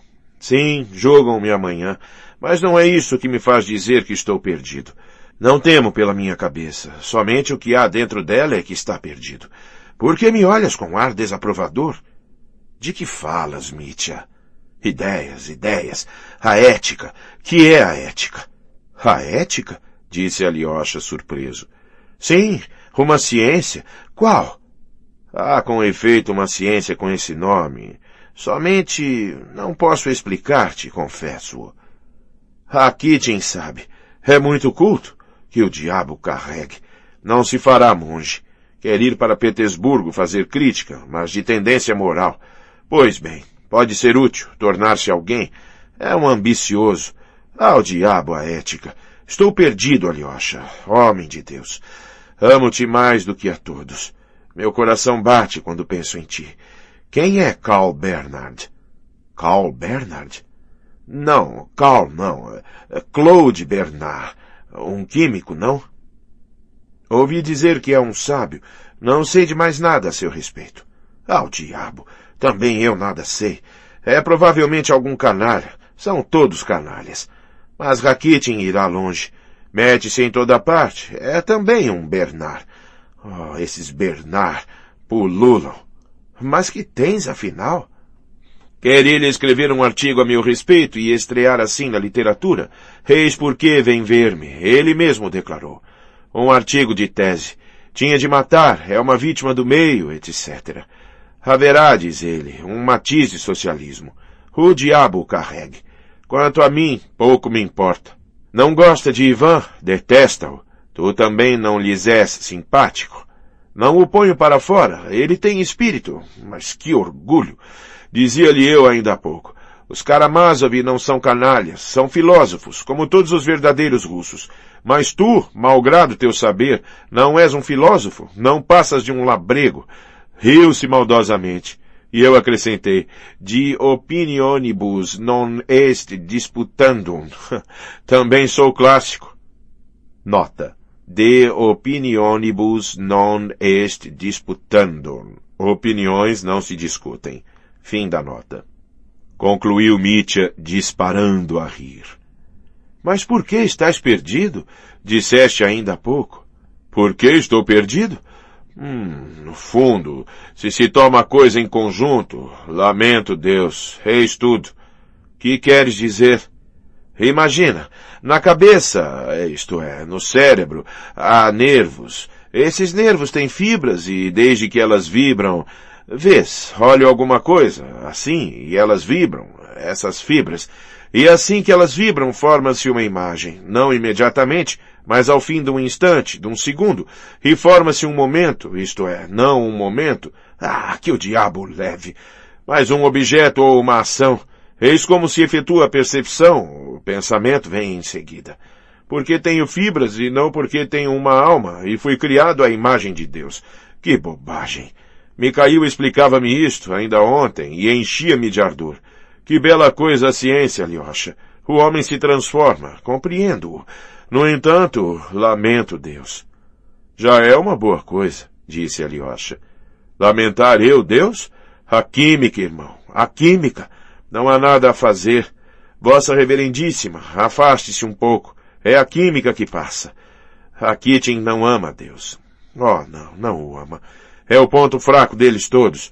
Mas ocultam-no, mentem. Pois bem, exporás essas ideias na rubrica da crítica? Perguntei-lhe. Não me deixarão fazê-lo, continuou ele rindo. Mas então, que se tornará o homem, sem Deus e sem imortalidade? Tudo é permitido, por consequência.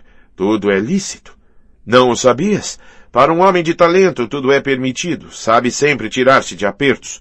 Mas tu mataste. Tu te deixaste apanhar e agora apodreces em cima da palha. Eis o que ele me disse, o porco. Outrora punha para fora indivíduos como esse, agora os escuto. Aliás, diz ele coisas sensatas e escreve bem. Começou há 8 dias a ler-me um artigo. Tomei nota de 3 linhas. Espera, ei-las.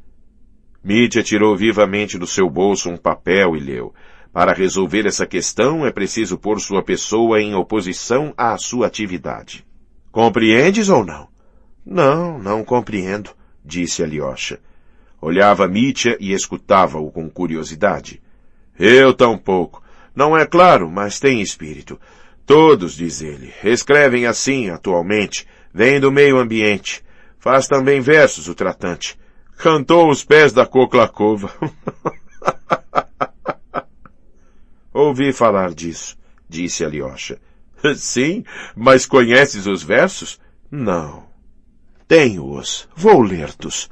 Não sabes, mas é uma verdadeira história. Canalha. Há 3 semanas, imaginou ele mexer comigo. Deixaste-te apanhar como um imbecil por 3.000 rublos, mas eu vou recolher 150.000. Caso com uma viúva e comprarei uma casa de pedra em Petersburgo. Começarei a publicar um jornal. E a boca se lhe enche de água. Não por causa da Koklakova, mas dos 150.000 rublos.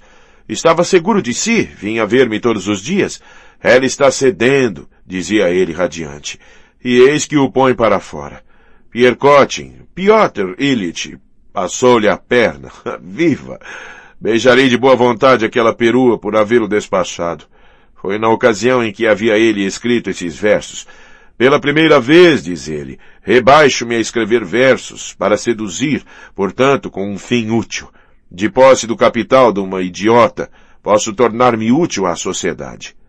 A utilidade pública serve de desculpa a essa gente para todas as baixezas. E, no entanto, diz ele, escrevi coisa melhor que Pushkin, porque soube exprimir em versos brincalhões minha tristeza cívica. Compreendo o que diz ele de Pushkin. Por que limitar-se a descrever pés se tinha verdadeiramente talento? Como estava orgulhoso de seus versos. Ah, o amor próprio dos poetas. Pelo restabelecimento do pé do objeto amado. Eis o título que aquele pândego imaginou. Seu encantador pezinho inchou, lhe dói um pouquinho. Vêm doutores torturá-lo, todos no afã de curá-lo.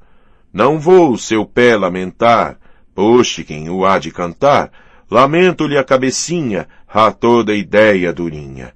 Já começava a entender, quando o pé veio a doer, que o pé se restabeleça e entre a ideia na cabeça. Um verdadeiro porco, mas seus versos são divertidos, patife. E misturou-lhes deveras uma tristeza cívica. Estava furioso por ter sido despedido. Rangia os dentes. Já se vingou, disse Alyosha. Escreveu um artigo a respeito da senhora Koklakova.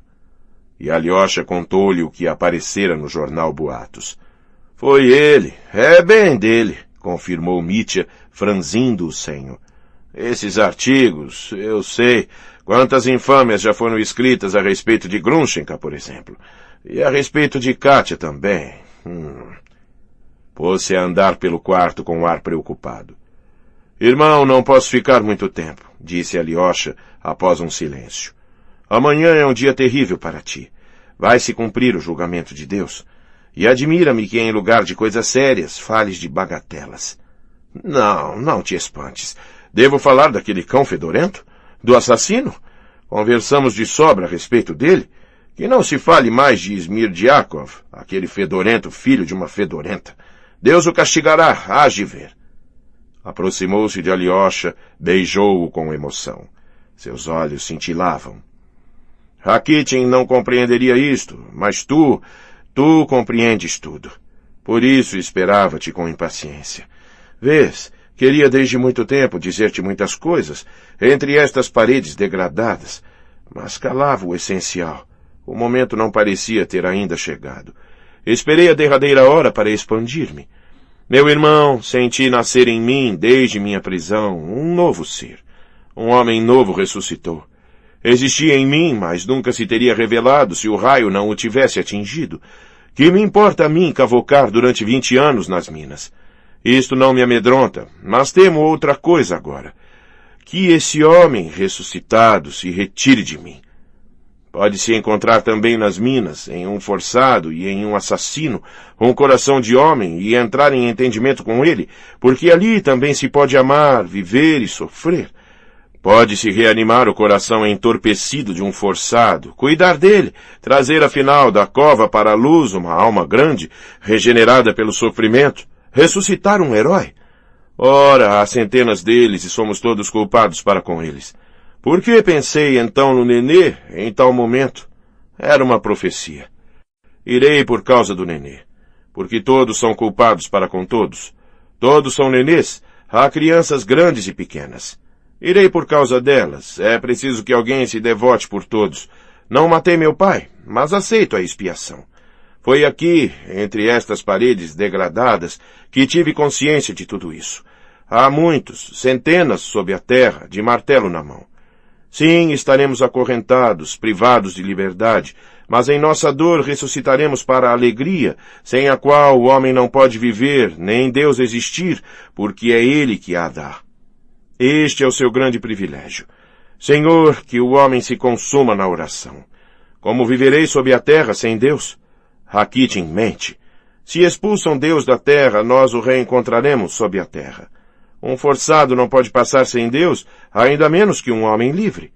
E então nós, os homens subterrâneos, cantaremos das entranhas da terra um hino trágico ao Deus da alegria.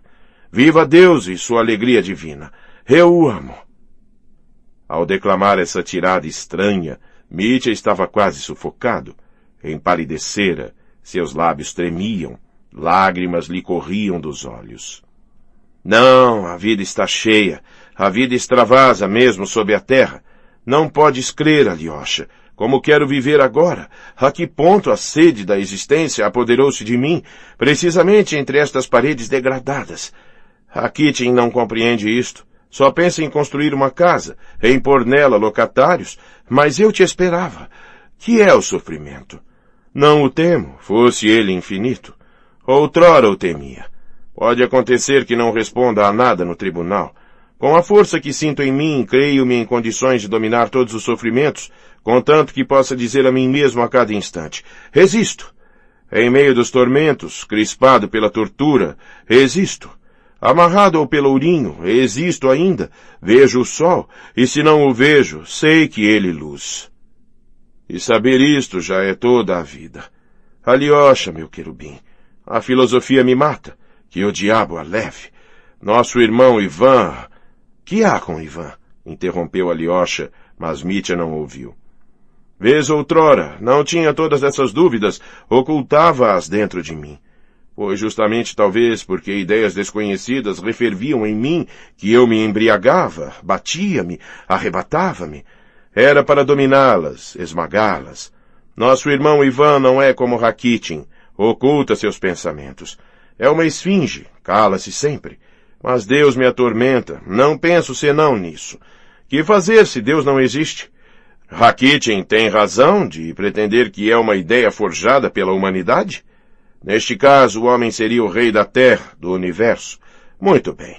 Somente, como será ele virtuoso sem Deus? Pergunto a mim mesmo. Com efeito, a quem amará o homem então? A quem cantará hinos de reconhecimento? Rakitin ri, diz que se pode amar a humanidade sem Deus. Aquele fedelho pode afirmar isso, eu não posso compreendê-lo. A vida é fácil para Rakitin. Ocupa-te antes, dizia-me hoje, com estender os direitos cívicos ou impedir a alta da carne. Dessa maneira servirás melhor à humanidade e a amarás mais que com toda a tua filosofia. Ao que lhe respondi, tu mesmo, não acreditando em Deus, elevarás o preço da carne se houver oportunidade e ganharás 1 rublo em vez de 1 copequê. Zangou-se. Com efeito, o que é a virtude? Responde-me, Alexiei. Não me represento a virtude como um chinês. É, pois, uma coisa relativa? Ou então, não é relativa? Questão insidiosa. Não rirás se te dizer que isto me impediu de dormir durante 2 noites? Admira-me que se possa viver sem pensar nisso. Vaidade. Para Ivan não há Deus. Ele tem uma ideia acima de meu alcance, mas não a diz. Penso que ele é franco-maçom. Interroguei-o, não me deu resposta. Teria querido beber da água de sua fonte, ele se cala. Uma vez somente falou. Que disse? Perguntava-lhe, então tudo é permitido? Ele franziu a testa. Fyodor Pavlovich, nosso pai, disse ele, era um porco, mas raciocinava certo. Eis suas palavras. É mais claro que Rakitin. Sim, disse Alyosha com amargura. Voltaremos a isto. Quase não tenho falado de Ivan até o presente. Esperei até o fim. Uma vez terminada a peça e pronunciada a sentença, contar-te-ei tudo. Há uma coisa terrível para a qual serás meu juiz. Mas agora, nem mais uma palavra a respeito. Falas do julgamento de amanhã, acreditarias? Não sei de nada. Falaste àquele advogado? De que serve? Contei-lhe tudo. Um manso velhaco da capital, um Bernard. Não creio uma palavra do que lhe digo. Pensa que sou culpado, imagina. Vejo-o bem. Então, por que veio defender-me? Perguntei-lhe. Pouco me importa essa gente. E os médicos quereriam fazer-me passar por louco. Não o permitirei. Katarina Ivanovna quer cumprir seu dever até o fim, com rigor. Mitya sorriu amargamente. É cruel como uma gata. Sabe que eu disse em Mokroe que tinha ela grandes cóleras. Contaram-lhe. Sim, os depoimentos multiplicaram-se ao infinito. Gregório mantém o que disse. É honesto, mas imbecil. Há muitas pessoas honestas por imbecilidade. É uma ideia de Rakitin. Gregório me é hostil. Valeria melhor ter tal pessoa por inimiga que por amiga. Digo isto a propósito de Katarina Ivanovna. Tenho muito medo de que ela fale no tribunal da saudação até o chão que ela me fez quando lhe emprestei os 4.500 rublos. Há de querer pagar até o derradeiro vintém. Não quero seus sacrifícios. Terei vergonha disso no tribunal. Vai vê-la, Alyosha. Pede-lhe que não fale disso. Ou então será impossível. Que diabo, não importa. Aguentarei. Não a lastimo. É ela que o quer. O ladrão só terá aquilo que merece. Farei um discurso, Alexiei. Sorriu de novo amargamente. Somente a Grunschenka, senhor. Por que sofre ela tanto agora? Exclamou ele com lágrimas. Pensar nela é o que me mata. Estava aqui ainda há pouco. Contou-me. Causaste-lhe muito pesar hoje. Sei. Que o diabo me leve por causa de meu gênio. Fiz-lhe uma cena de ciúmes. Estava arrependido quando ela partiu, beijei-a. Mas não lhe pedi perdão. Por quê? Mitya pôs-se a rir alegremente. Que Deus te preserve, meu caro, de pedir alguma vez perdão a uma mulher amada. Sobretudo a uma mulher amada. E quaisquer que sejam teus agravos a ela.